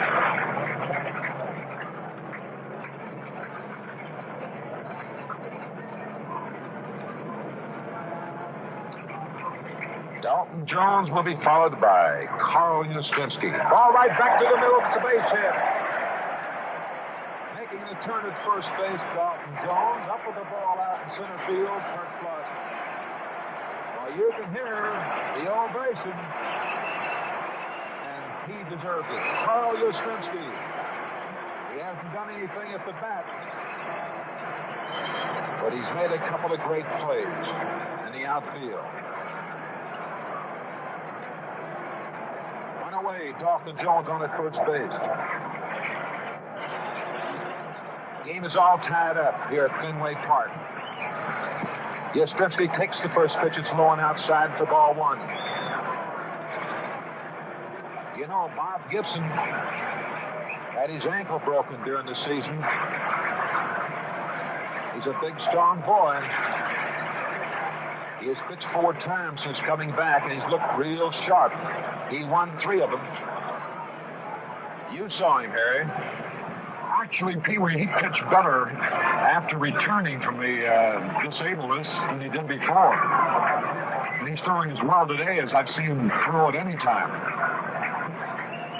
1 ball, 1 strike on Carl Yastrzemski, who holds the bat high. Closed stance. Pulls the ball more this year. Bob Gibson, good fastball. Low and away. Yastrzemski did not like the call. And, of course, the fans here at Fenway Park didn't like the call. Most of the sports writers have picked the Cardinals to win this series. Yastrzemski should be no trouble for the left fielder, Lou Brock. He's underneath it and takes it for out number 2. You talk about nonchalance, Pee Wee. You see on that fly ball, Brock actually took his eyes off the ball to see where the runner, Dalton Jones, was.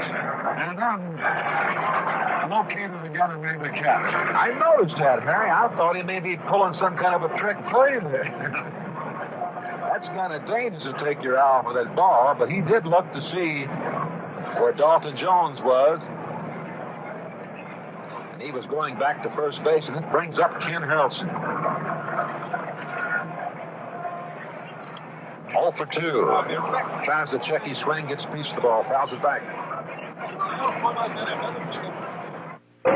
1 strike on Ken. I got a big kick out of Ken Harrelson on a Saturday. That big game with Minnesota. He said, Pee Wee, I'm telling you, I am really nervous. I said, well, it'll leave you, Ken, when the game starts.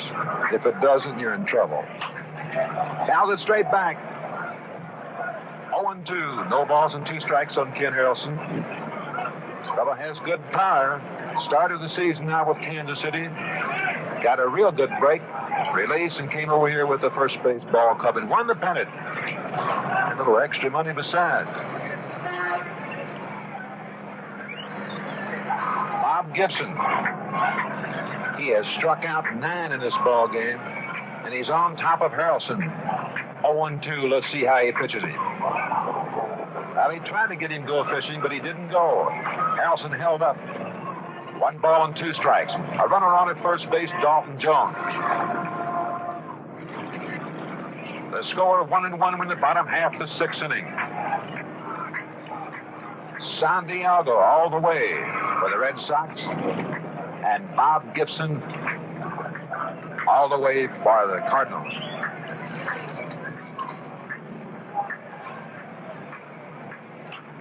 He pops it up. Tim McCarver calling for it. Here comes Cepeda, but McCarver takes it. And that's all for the Red Sox here in the bottom half of the 6th inning. No runs, 1 hit, no errors, and 1 man left on base. The score after 6 full innings. St. Louis 1 and Boston 1.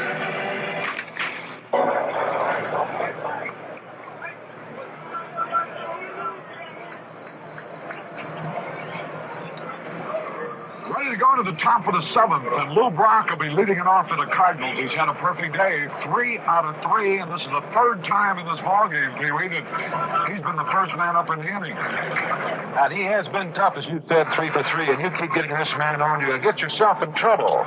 Brock, could it be 4 for 4? Yes, sir. A base hit out into right field by Jerry Adair. Ken Harrelson up, and Brock makes a big turn, but goes back into first base. 52 stolen bases. We'll have to watch him.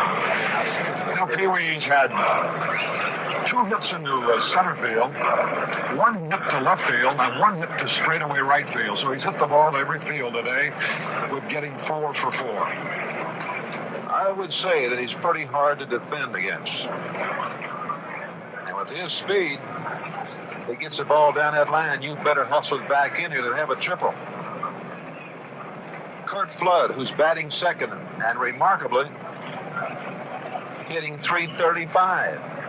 And that's a tough position to hit .330 in or hit .300, because a lot of times you have to give yourself up.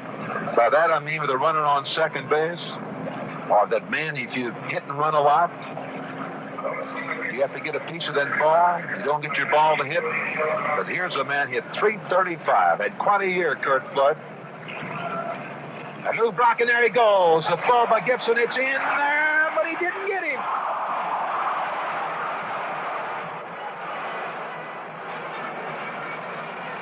Throw was a little high, Pee-wee. I had him that time. The throw had been down a little bit. Sully still thought he had him, but the throw was up around his eyes. By the time he came down, Lou had slid in there. What a day he has had. The score here, 1 run, 10 hits for the Cardinals. 1 run, 4 hits for the Boston Red Sox. But the Red Sox are threatening here in the top half of the 7th inning. Curt Flood, let's see if he goes to right field as Lou Brock just stole second to try to get him to third. That's what he was trying to do, and he fouled hard off the right in the stands. Lou Brock, who stole 52 bases, very few of them were over to third base. Most of his stolen bases are from first to second. 4 hits by Brock ties the series record held by many. Nobody has ever had 5. Curveball just missed. Low and outside. 2 balls, 1 strike on Curt Flood. A runner down at second base. Lou Brock.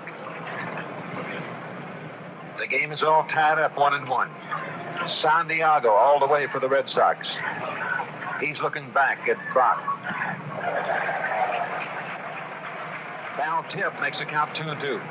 There's John Wyatt out in the bullpen along with a 19-year-old youngster named Ken Brett, Pee-wee. Of course, I've seen John Wyatt. I've never seen this young left-hander Brett, but they say he can bring it pretty hard. Well, Curt Flood did what he intended to do. He hit a ground ball down at George Scott, who took the play himself. But on the play, Brock moved to third. Now then, let's see if the infield will be playing in as big Roger Maris comes up. The score is 1-1. The tie-breaking run is down at third base. In Lou Brock. 1 away. The infield is in. They're playing Roger Maris deep and straight away. Top half the 7th inning. I've never seen Brock steal home, Pee-wee. That's funny, Harry. I used to be the same way. I used to steal quite a few bases when I played. I never did like to steal home. I was always afraid of that batter may not see me coming in there. Let a foul straight back. There's Santiago trying to keep that ball down and away from Roger Maris. Brock back to third. The count is 1 ball and 1 strike. It's 1 away. Roger Maris on deck. Orlando Cepeda. And he has not given Santiago too much trouble today. Maris. 1 for 2. As a pitch, it's high outside. 2 balls and 1 strike as Maris checks with his coach, Joel Schultz. At third base. Coaching at first base for the Cardinals, Dick Sisler.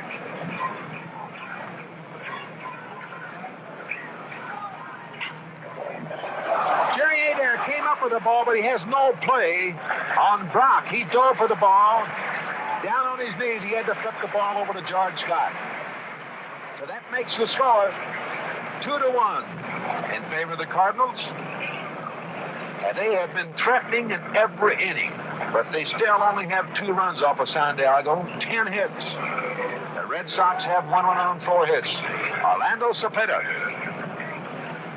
He's 0 for 3. Takes the first pitch.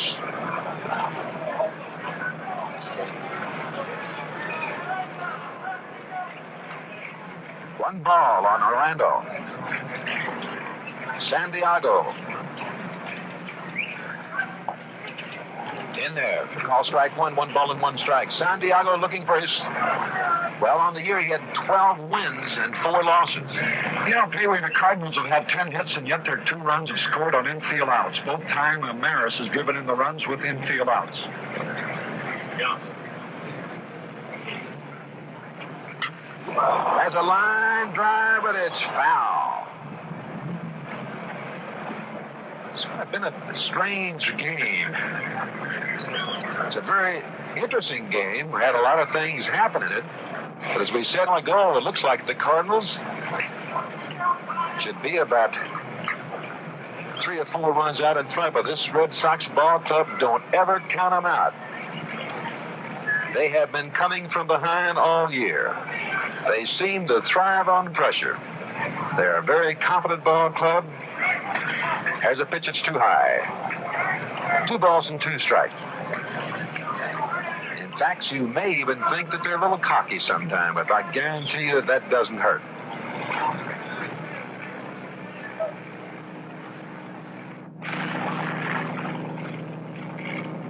The 2-2 pitch. He struck him out on a side-on curveball.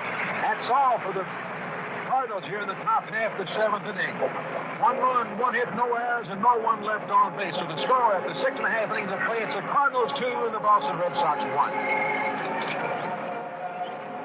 Notice how many infielders have the uncanny knack of always being right in front of the ball. They're in position, they're on their toes, and when the grounder comes, they're right there to make the play. Well, you know, most defensive drivers have the same ability. They know how to anticipate trouble and to be ready when it comes. When winter comes, and it won't be long now, they get set for snow and icy roads with a set of new snow tires. And the snow tires many good drivers prefer are B.F. Goodrich Trailmaker Silvertown. They're built of the toughest 4-ply nylon card and have the deepest biting edges you can buy. The Trailmaker tread is wide and deep, sends you over icy roads with sure-footed safety. Trailmakers are light, too, and they won't put you into the poorhouse either. You can get your Trailmakers for no money down. And if you want steel safety studs, your BFG dealer can handle that, too. So get into position for winter right now. Get Trailmaker Silvertown snow tires from your BF Goodrich store or dealer.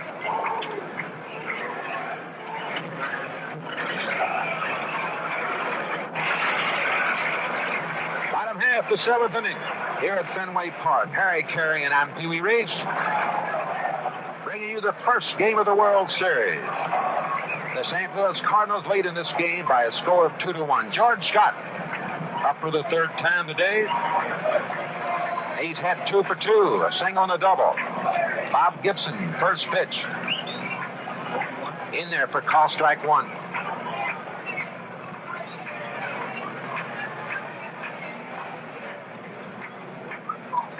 Curveball that's low and outside makes the count 1 ball and 1 strike. They are playing this fellow deep. Kurt Flood is way back out there in center field. And I've seen George Scott hit a few in that dead center field. There's the ball hit off the shortstop. Down Maxwell. One hopper. Flips the ball over to Cepeda. And that's all for George Scott for the first time today. A little shortstop. Rico Petrocelli is the hitter. He was a 3rd strikeout and a 7th strikeout victim of Bob Gibson. He's 0 for 2 today. Petrocelli, supposed to be a good curveball hitter. There's one in there for call strike 1. Has good power for a little fellow. Bob Gibson does not take too much. Another curveball. Started, checked his swing, went around, the umpire Johnny Stevens said. Gibson, who is a fast pitcher, did not take too much time between pitches. A curveball just missed. 1 ball and 2 strikes.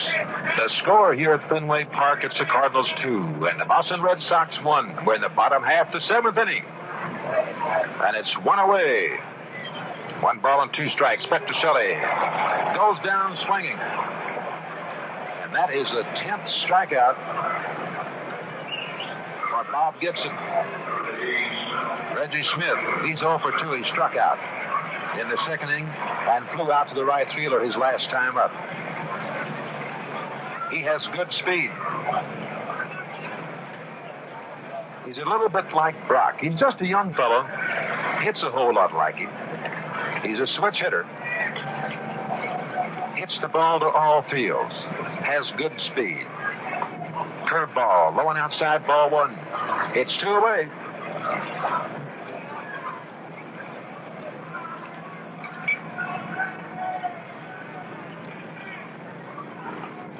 A good fastball, good swing, no contact. Makes the count 1 ball and 1 strike.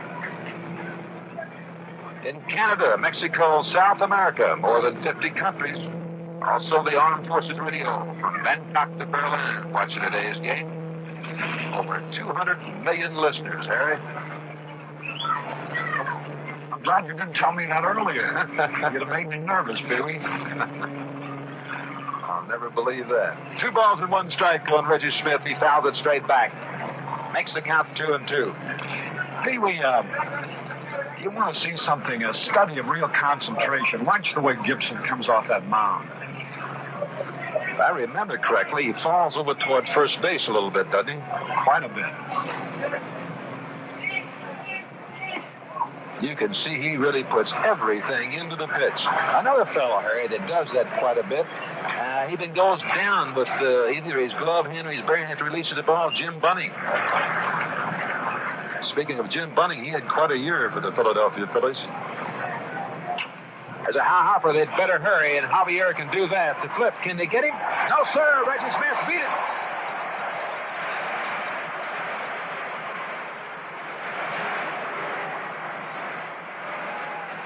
And there was a high hopper right back over Bob Gibson's head. Javier, the second baseman, rushed in there. He had to hurry because Smith can fly, but he did not get it on the first grab. And if you miss one time with a fellow like Reggie Smith or Lou Brock, one of these fast runners, you can just stick that ball in your hip pocket. Pee-wee, one of the few fellows with the Red Sox who's had World Series experience is coming out as a pinch hitter now. Norm Seaburn. He was born in St. Louis. Now makes his home outside Kansas City in Independence. A left-handed batter hitting for Russ Gibson, with the Red Sox having the tying run at first and 2 away in the bottom of the 7th. So Dick Williams going to his bench. It's getting late in the ball game, and with the score 2-1 in favor of the Cardinals, he's trying to get back in this game. Let's see what Seaburn did on the year. He batted .205. No home runs, 7 runs batted in. Big left-handed hitter. Fastball in there for call strike 1. Reggie Smith on at first base with 2 away.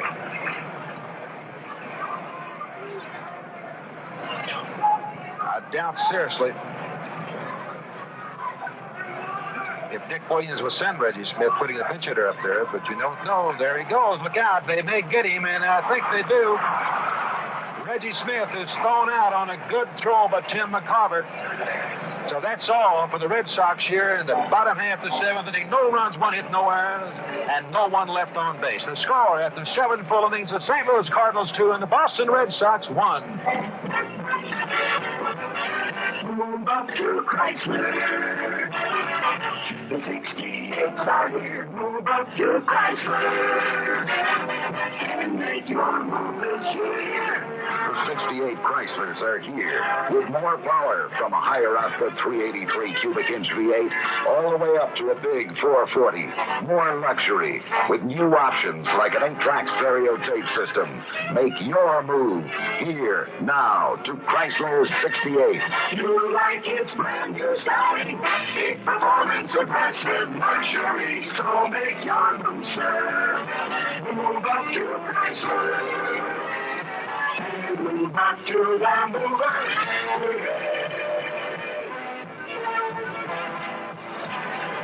See your local Chrysler dealer. Make your move up to Chrysler now. We pause 30 seconds for station identification. Pure Jamaica ginger is the only kind of ginger that goes into Saratoga ginger ale. Why? To make a ginger ale that's different. One you can drink by itself, as well as a mixer. Take a sip, and it's mellow, gingery, without snapping at you. Even the bubbles are different. High-spirited, but long-lasting, and never overwhelming. The people who make Saratoga Vichy just can't bear to make a ginger ale like everybody else. This is WGY-WGFM Schenectady. Carry and Pee Wee Reese. Fenway Park, the Cardinals leading 2-1, going to the top of the 8th inning. We have changes. Norm Siebert, who was the pinch hitter for Russ Gibson, when Reggie Smith was out trying to steal, which ended the 7th inning, stays in the ball game, so he'll still come to bat. And since he batted for Russ Gibson, his place in the batting order will be 8th, and he'll be playing right field, which means that Ken Harrelson is leading the ball game. Siebert is now playing right field, and Harrelson is out. We have a new catcher. He'll be Elston Howard, and I think a little bit of a surprise here, Pee Wee, since he'll be the second man coming up in the 8th, unless they switch their batting order. We'll have to get that from the press box. We have John Wyatt replacing Jose Santiago. Yes, it was a little surprise, as you said. Santiago, who has accounted for the only run that the Red Sox have here. He had a home run in the bottom half of the 3rd inning, scheduled up to be the second hitter. He's been taken out of the game. I hope there's nothing seriously wrong with him.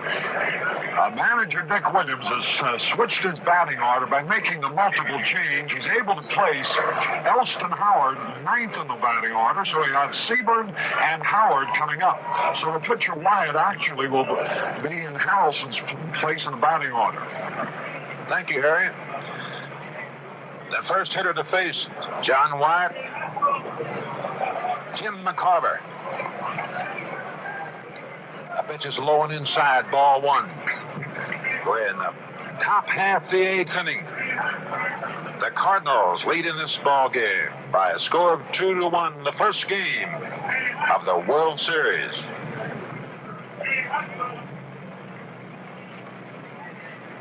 John Wyatt takes a little more time than Santiago did. There's a little lazy looper out in the center field. Reggie Smith comes in and takes it for out number 1. So McCarver is 0 for 3 on the day. Santiago went 7 innings. Gave up 10 hits, 2 runs. He struck out 5 and walked 3. It's 1 away, and that brings up Mike Shannon. Mike Shannon has 2 out of 3. And he made a great play at third base. John Wyatt, the sidearm curveball, low and outside, ball 1. Elston Howard doing the catching. I know a lot of you fans remember him. The great catcher for the New York Yankees for so many years.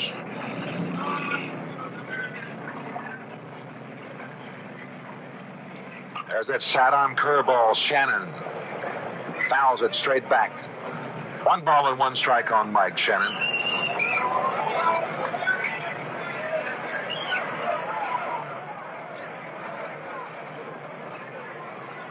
It'll be Jim Lombard. We think for the Red Sox tomorrow. And a fellow by the name of Hughes for the Cardinals.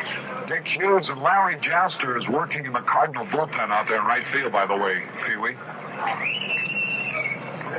Larry Jaster, a left-hander, doing a little throwing out in the Cardinal bullpen in case Bob Gibson gets in any trouble. A 1 ball and 1 strike pitch, it's too high. The Cardinals, first to score in this ball game. They scored 1 in the 3rd inning. Boston tied it up right back in the 3rd inning on a home run by Jose Santiago. And the Cardinals scored another in the 7th inning.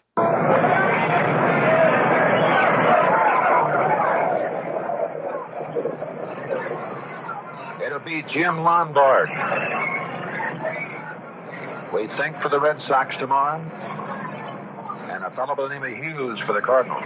Dick Hughes and Larry Jaster is working in the Cardinal bullpen out there in right field, by the way, Pee-wee. Larry Jaster, a left-hander, doing a little throwing out in the Cardinal bullpen in case Bob Gibson gets in any trouble. A 1-ball-and-1-strike pitch. It's too high. The Cardinals, first to score in this ball game. They scored 1 in the third inning. Boston tied it up right back in the third inning on a home run by Jose Santiago. And the Cardinals scored another of them in the seventh inning. They lead 2-1. 2-2 is a count on Mike Shannon. We're in the top half of the eighth inning. The first 2 games will be played here at Fenway Park. Then will be an off day Friday. And we'll move to good old St. Louis for 3 games. And more needed, we'll be right back here to Boston. The 2-2 pitch was fouled back. Remains 2-2 on Mike Shannon as he walks over to get a little rosin on his hands. The on-deck circle. Javier.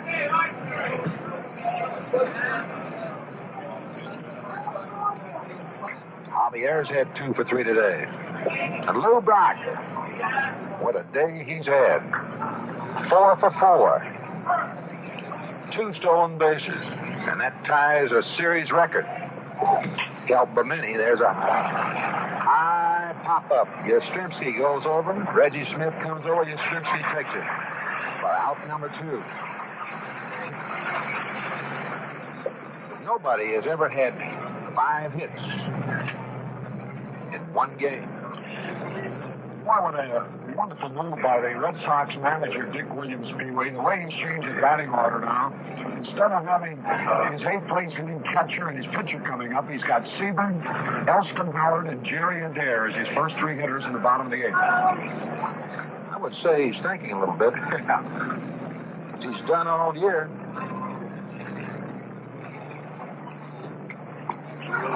Javier swings on the curveball, no contact, strike 1.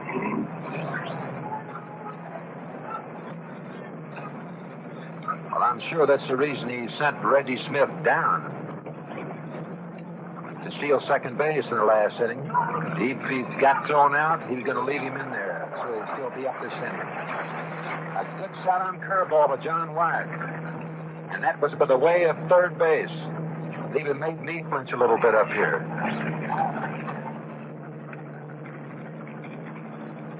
On 2 on Javier. The third baseman's guarding the line. In about even with the bag. Curveball outside. Boy, Pee-wee, this Wyatt is wicked on that right-handed hitter. He really wheels from the side. Yes, he does.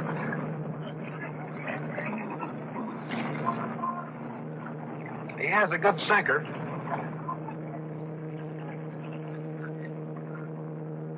A fastball. He caught him looking. That's all for Javier, and that's all for the Cardinals here in the top half of the 8th inning. No runs, no hits, no errors, and no one left on base. So after 7.5 innings of play, St. Louis Cardinals 2 and the Boston Red Sox 1. Now we're happy to present the worst person of the week. Our scouts have made their selection of worst person, and giving us... Rather than give it, the awful things I've done. Okay. Now, you are a family man. Did your wife know how awful you were when you got married? Well, she got an inkling of it when I refused to say I do at 3 different wedding ceremonies. Oh, that's terrible. What are some of the latest dreadful things you've been doing? Going to a department store wearing a carnation looking like a floor walker. People ask me directions. I send them to the wrong floor. Despicable. I like to drive on the turnpike in weekend traffic and purposely run out of gas in the middle lane. Then I get out of the car and just shrug a lot. I've seen you. The worst thing I do is to my own family. I hide the can of Right Guard just when they're all getting ready for a big night out. They all share the Right Guard? Well, that's the beauty part of it. It's a spray, see? And they all use it. So I don't leave just 1 or 2 defenseless. I leave them all 6 defenseless. You certainly are the worst person of the week. Thank you. And another horrible thing I do is leave myself defenseless. I've noticed. Carry, I'm Pee-wee Reese from Fenway Park. You know, Pee Wee, that was the first time the Cardinals have been retired in order in this whole ball game in that 8 minutes. And it took a new pitcher to do it. John White, Bob Gibson, first pitch to Norm Siebert. There's a base hit out into center field. Hurt Flood up with the ball. Siebert making the turn at first. I imagine we'll have a pinch runner for Norm Siebert. Yes, sir. Here he comes out of the dugout, and it's Jose Santiago running for Norm Siebert. As Norm Siebert hits the first pitch, a line drive in straightaway center field. And you can hear these partisan fans here at Fenway Park. They're coming to life. And that brings up Elson Howard. Will Dick Williams bunt to try to tie this ball game up? But he let Elson Howard hit away. Now let's see. Bob Gibson looks over Tartabull. He bunched the ball, foul down the first base line. Ron Willis, a right-hander, and Joe Harner, a left-hander, are working now in the Cardinal bullpen. One strike on Elson Howard. The score, 2-1. We're in the bottom half of the 8th inning. It's the Cardinals over the Red Sox here at Fenway Park. And the fans have come to life. Did he foul it? He bunted the ball. The umpire said it was fair. It was bunted rather high, and McCarver started to go to second base with the ball, but Tartabull, who has good speed, McCarver decided not to, so he had to go to first base. So Elson Howard gets a sacrifice, and that brings up Jerry Adair. Adair is 0 for 3, struck out twice and grounded out to the third baseman his last time up. He'll be followed by Dalton Jones. Bob Gibson has 10 strikeouts. He looks to me like he has not lost any of his stuff. He looks back at the runner. There's a pitch. Kind of jammed it there with he fouled off the right. Strike one. Adair, the last game here Sunday against the Minnesota Twins on a double play, tagging the runner between first and second, got spiked, had 7 stitches taken his leg. Asked him about it today. He said a little sore, but he wouldn't stay out of this game for anything. Orlando Cepeda wants some sunglasses. As Joel Schultz, one of the coaches for the Cardinals, brings him out.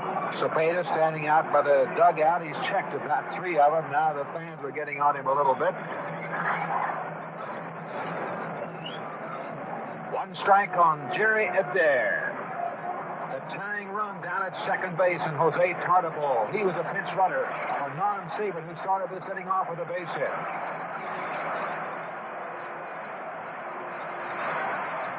Gibson taking a little more time. As the ball hit out to center field, should be no trouble for Kirk Flood. He has to come in.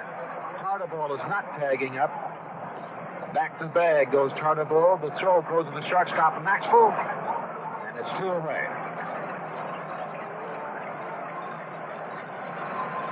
Dalton Jones. He's 1 for 3. Got a base at his last time up. And Jones, I know that both of these clubs have scouted each other and scouted each other thoroughly. They know that Dalton Jones is a pretty good hitter. Yes, and Pee Wee, this might be a very, very key moment in this ball game, because if the Cardinals can retire Dalton Jones, it means that they will still hold their 2-1 lead, and moreover, it means that the next time they face Yastrzemski in the 9th inning, he'll be the leadoff man. He'll be coming to bat with nobody on base, rather than if Jones gets on, why Yastrzemski will be coming up in a spot to break him up. How true. If you can keep those big hitters leading off, you're in a lot better shape. It's a little lazy pop-up, should be no trouble. Maxwell, the shortstop, backs up and takes it for out number 3. That's all for Dalton Jones, and that's all for the Red Sox here in the bottom half of the 8th inning. No runs, 1 hit, no errors, and 1 man left on base. The score after 8 full innings, the Cardinals 2 and the Boston Red Sox still 1. I've done it again. Done what again? Come out without cigarettes. Well, here. Try one of mine. Oh, that's okay. Here. Try one of mine. Have a Salem.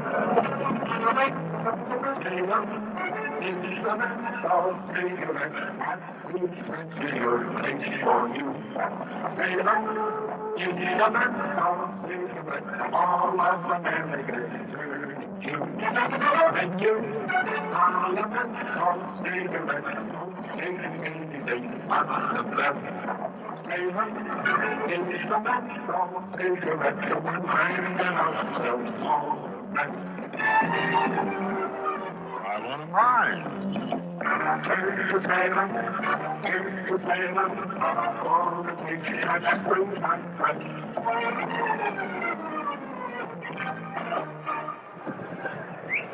Harry Carey at Fenway Park. Going into the top of the ninth inning, the Cardinals leading 2-1. Lou Brock will be coming up in the ninth inning, and he has a chance to become the first player in World Series history to get 5 hits in one game. But now Maxwell waiting at the plate, and here to tell you all about it is Pee Wee Reese. Okay, Harry. If Santiago loses this game, which he stands to be the loser right now unless the Red Sox do something about it, the first pitch to Max was in there for call strike 1. It'll be his first loss since July the 5th when he lost at Anaheim in relief. Also his first loss at Fenway Park since April the 23rd. There's a curveball that's outside by John White. 1 ball and 1 strike. He was beaten 7-5 by the Yankees in relief. He was 8-1 at home during the season. That's Jose Santiago. John White on the mound now for the Red Sox. There's a curveball. Just got the outside corner.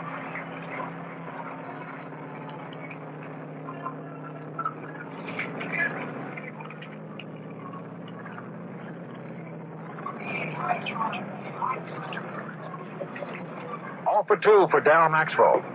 Curveball too high. Makes the count 2-2. White did a real good job on Javier the last time up there. He sidearm curved him twice. Got him looking for that curveball, and he popped a fastball right down the middle.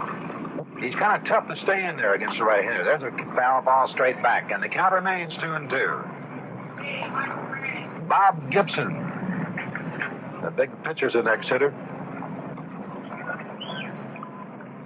When the Cardinals lost Bob Gibson this year, it looks like they had lost the pennant.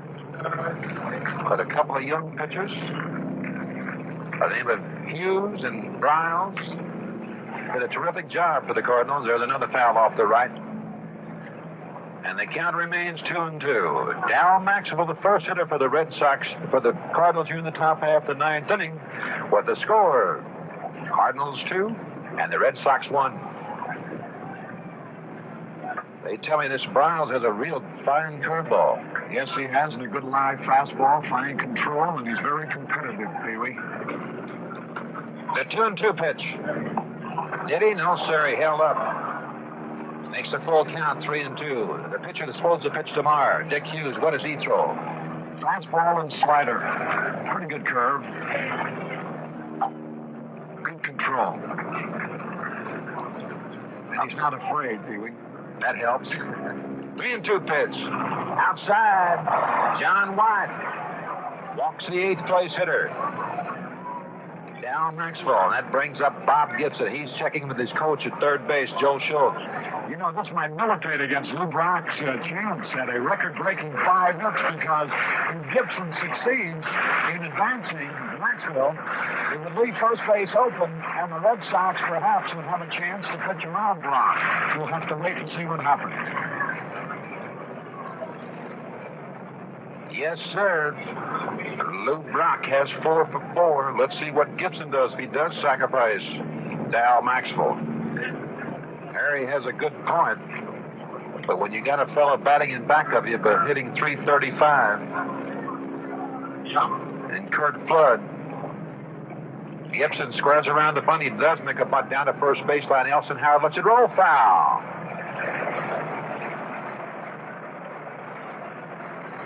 It was a good bunt. Would have gotten the job done, but Elston Howard let the ball roll foul. Gibson now coming back to the plate, and back to first base, Darryl Maxwell. And Pee Wee, I don't think it's necessary to remind anybody the importance of this extra run in a 2-1 ball game playing on the road. Yes, sir.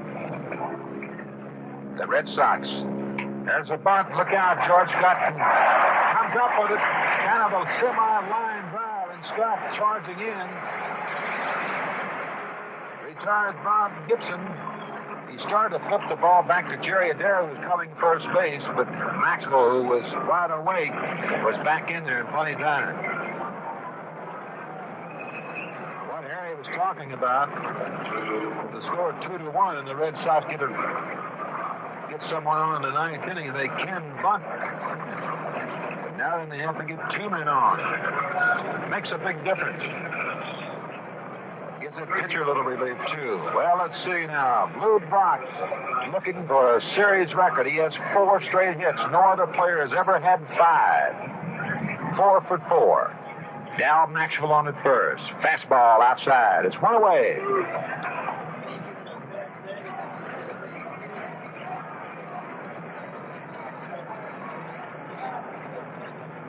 Two runs on 10 hits for the Cardinals. 1 run on 6 hits for the Red Sox. They play Lou Brock straight away. And deep. Had a good ripple. But no contact. 1 ball and 1 strike on Lou Brock. Dal Maxwell on at first base. George Scott, the big first baseman, holding close. This Cardinal Ball Club likes to run. And do. They've had quite a few opportunities today, but have not cashed in on too many of them. Curveball inside. Nelson Howard makes a fine stop of that ball. Saves a wild pitch for John Wyatt.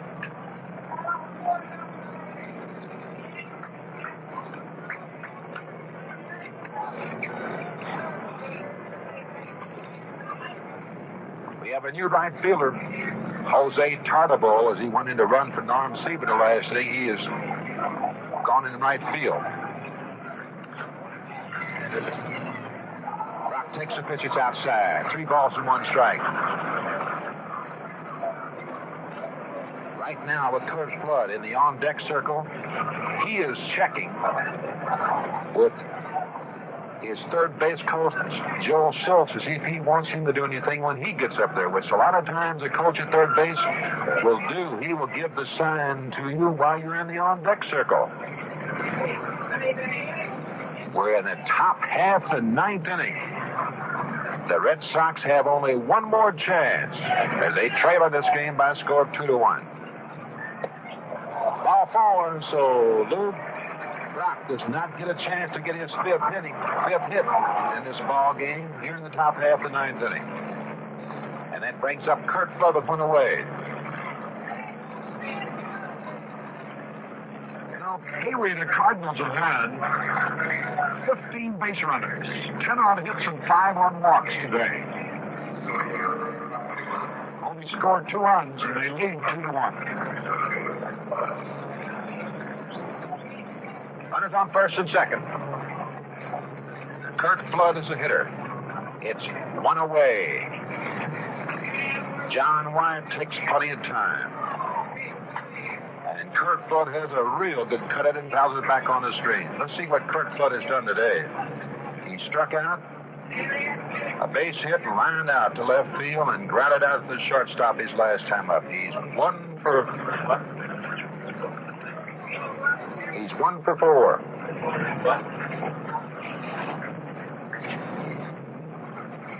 Batted a cool .335 on the season.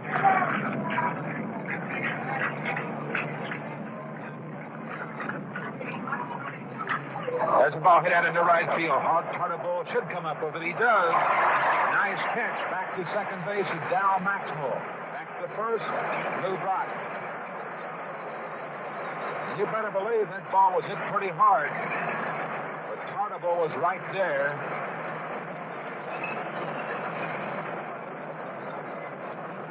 The big pitcher for the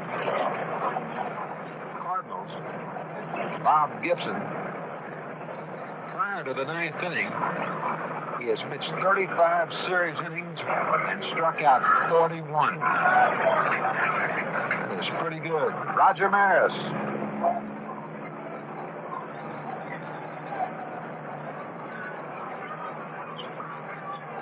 Roger Maris has driven in both runs for the Cardinals on ground outs. The ball is hit hard, but it's going foul down the first base line.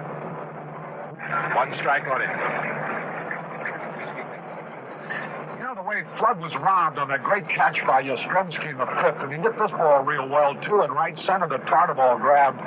And, it was his ground out to the neighbor Brock to advance to third base in the 7th inning when he hit behind the runners. You pointed out, Pee-wee, that a team really will do that.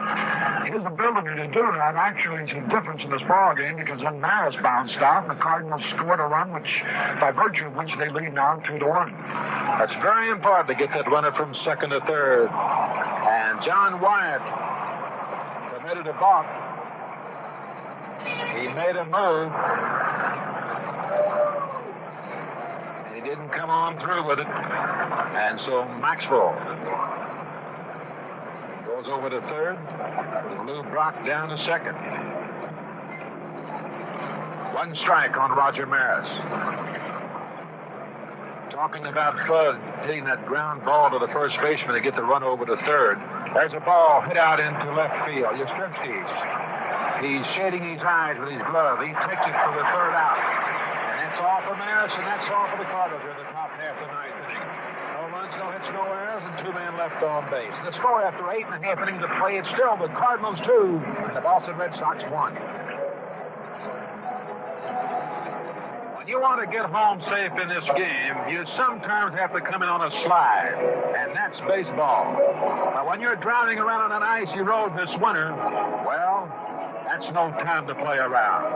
Sure-footed traction is what you need for safety. No sliding or skidding will do. And that's why we suggest B.F. Goodrich Trailmaker Silvertown Snow Tire. Trailmakers give you a solid footing, even on the slipperiest road. The wide, modern tread takes hold, gives you the traction you need in the takeoff. And the deep biting edges take you around the turns without trouble. BFG Trailmakers are built with tough nylon cards to give you more safe driving miles. Sure, it's possible to pay less for a snow tire, but BFG's 4-ply nylon construction means many winters of safe driving.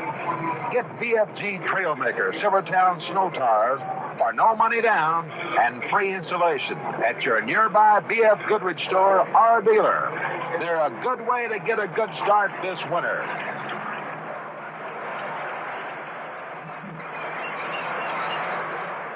We're going into the bottom of the 9th. The Cardinals are leading 2-1, and Pee-wee here's the big man, Carl Yastrzemski, who's delivered all year long in these kind of situations. Can he do it again? Well, they've set the stage for him. And as you said, he has done it so many times this year. Of course, he hasn't done it against Bob Gibson. A curveball in there for call strike 1.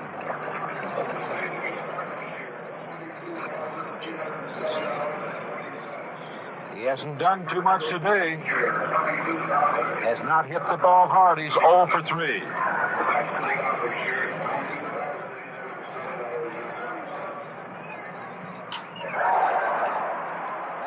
Do it. Balls it out to left field. Lou Brock over in front of Kurt Flood and takes it for out number 1. He had it started in the right direction, but it was not hit hard enough. So it's 1 up and 1 down, and the pinch hitter is Foy. Joe Foy.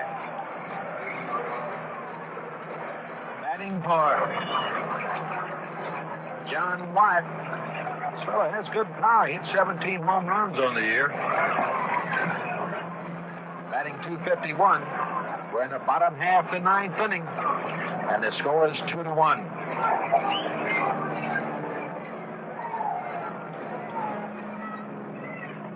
Inside. Ball 2.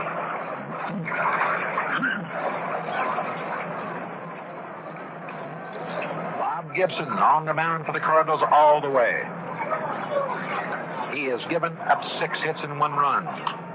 Boyd chops down that high fastball, fouls it back. Red Shandies walking up down that dugout over there, keeping a close eye on Bob Gibson. One thing you don't have to worry about too much is this big fella getting tired. There's a foul off the right. McCarver going back. Tim, you have no chance. And the count remains 2 balls and 2 strikes. And Joe Foy pitch hitting for John Wyatt. The next hitter will be old George Taylor Scott.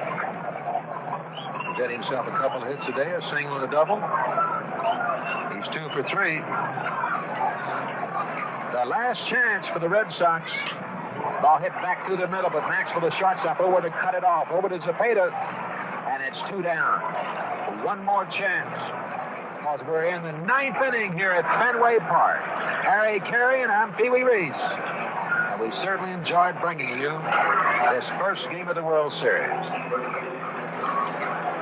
There's 2 out, nobody on base. A guy up there that could tie the game. He's got that kind of power, George Scott. And the Cardinal catcher, Tim McCarver's taking no chances. He's going out to talk to Bob Gibson. They want to make sure that they're in accord as to what they want to do to the one man that stands between the first game victory in this World Series and perhaps a defeat. So right, Harry. Don't make a mistake now. McCarver probably told him, keep the ball down or keep it up. How are they going to pitch him?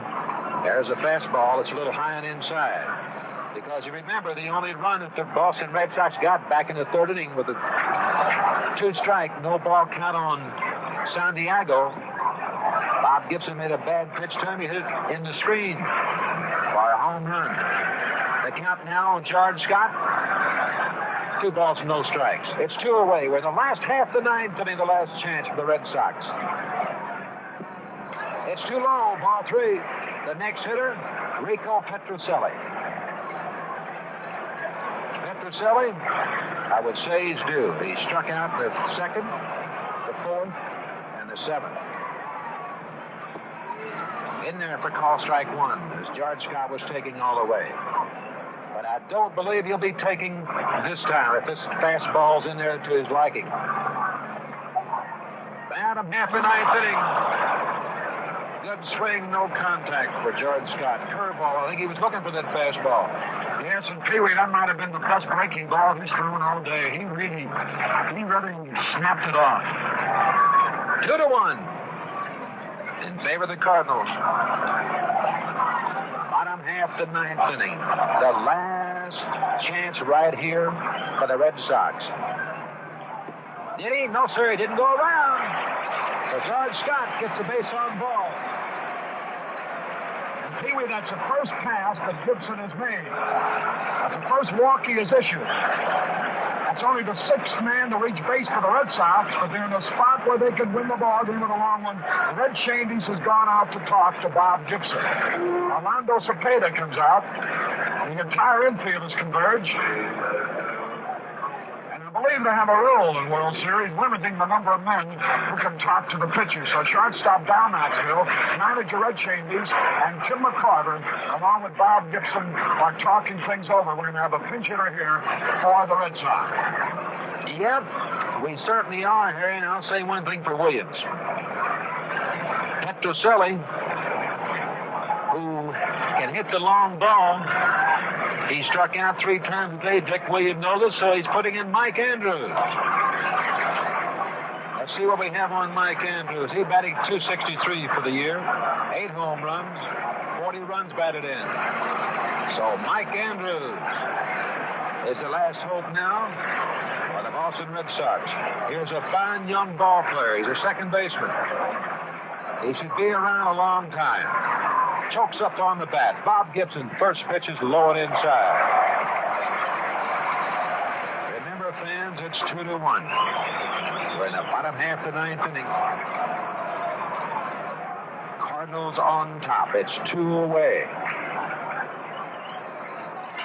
It's boxed up. It should be all over with. Roger Maris, the right fielder, going over underneath it and takes it for out number 3.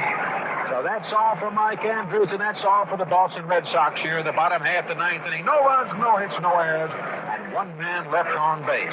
And the final score here at Fenway Park, the St. Louis Cardinals, 2 runs, 10 hits, no errors. Boston Red Sox, 1 run on 6 hits and no errors.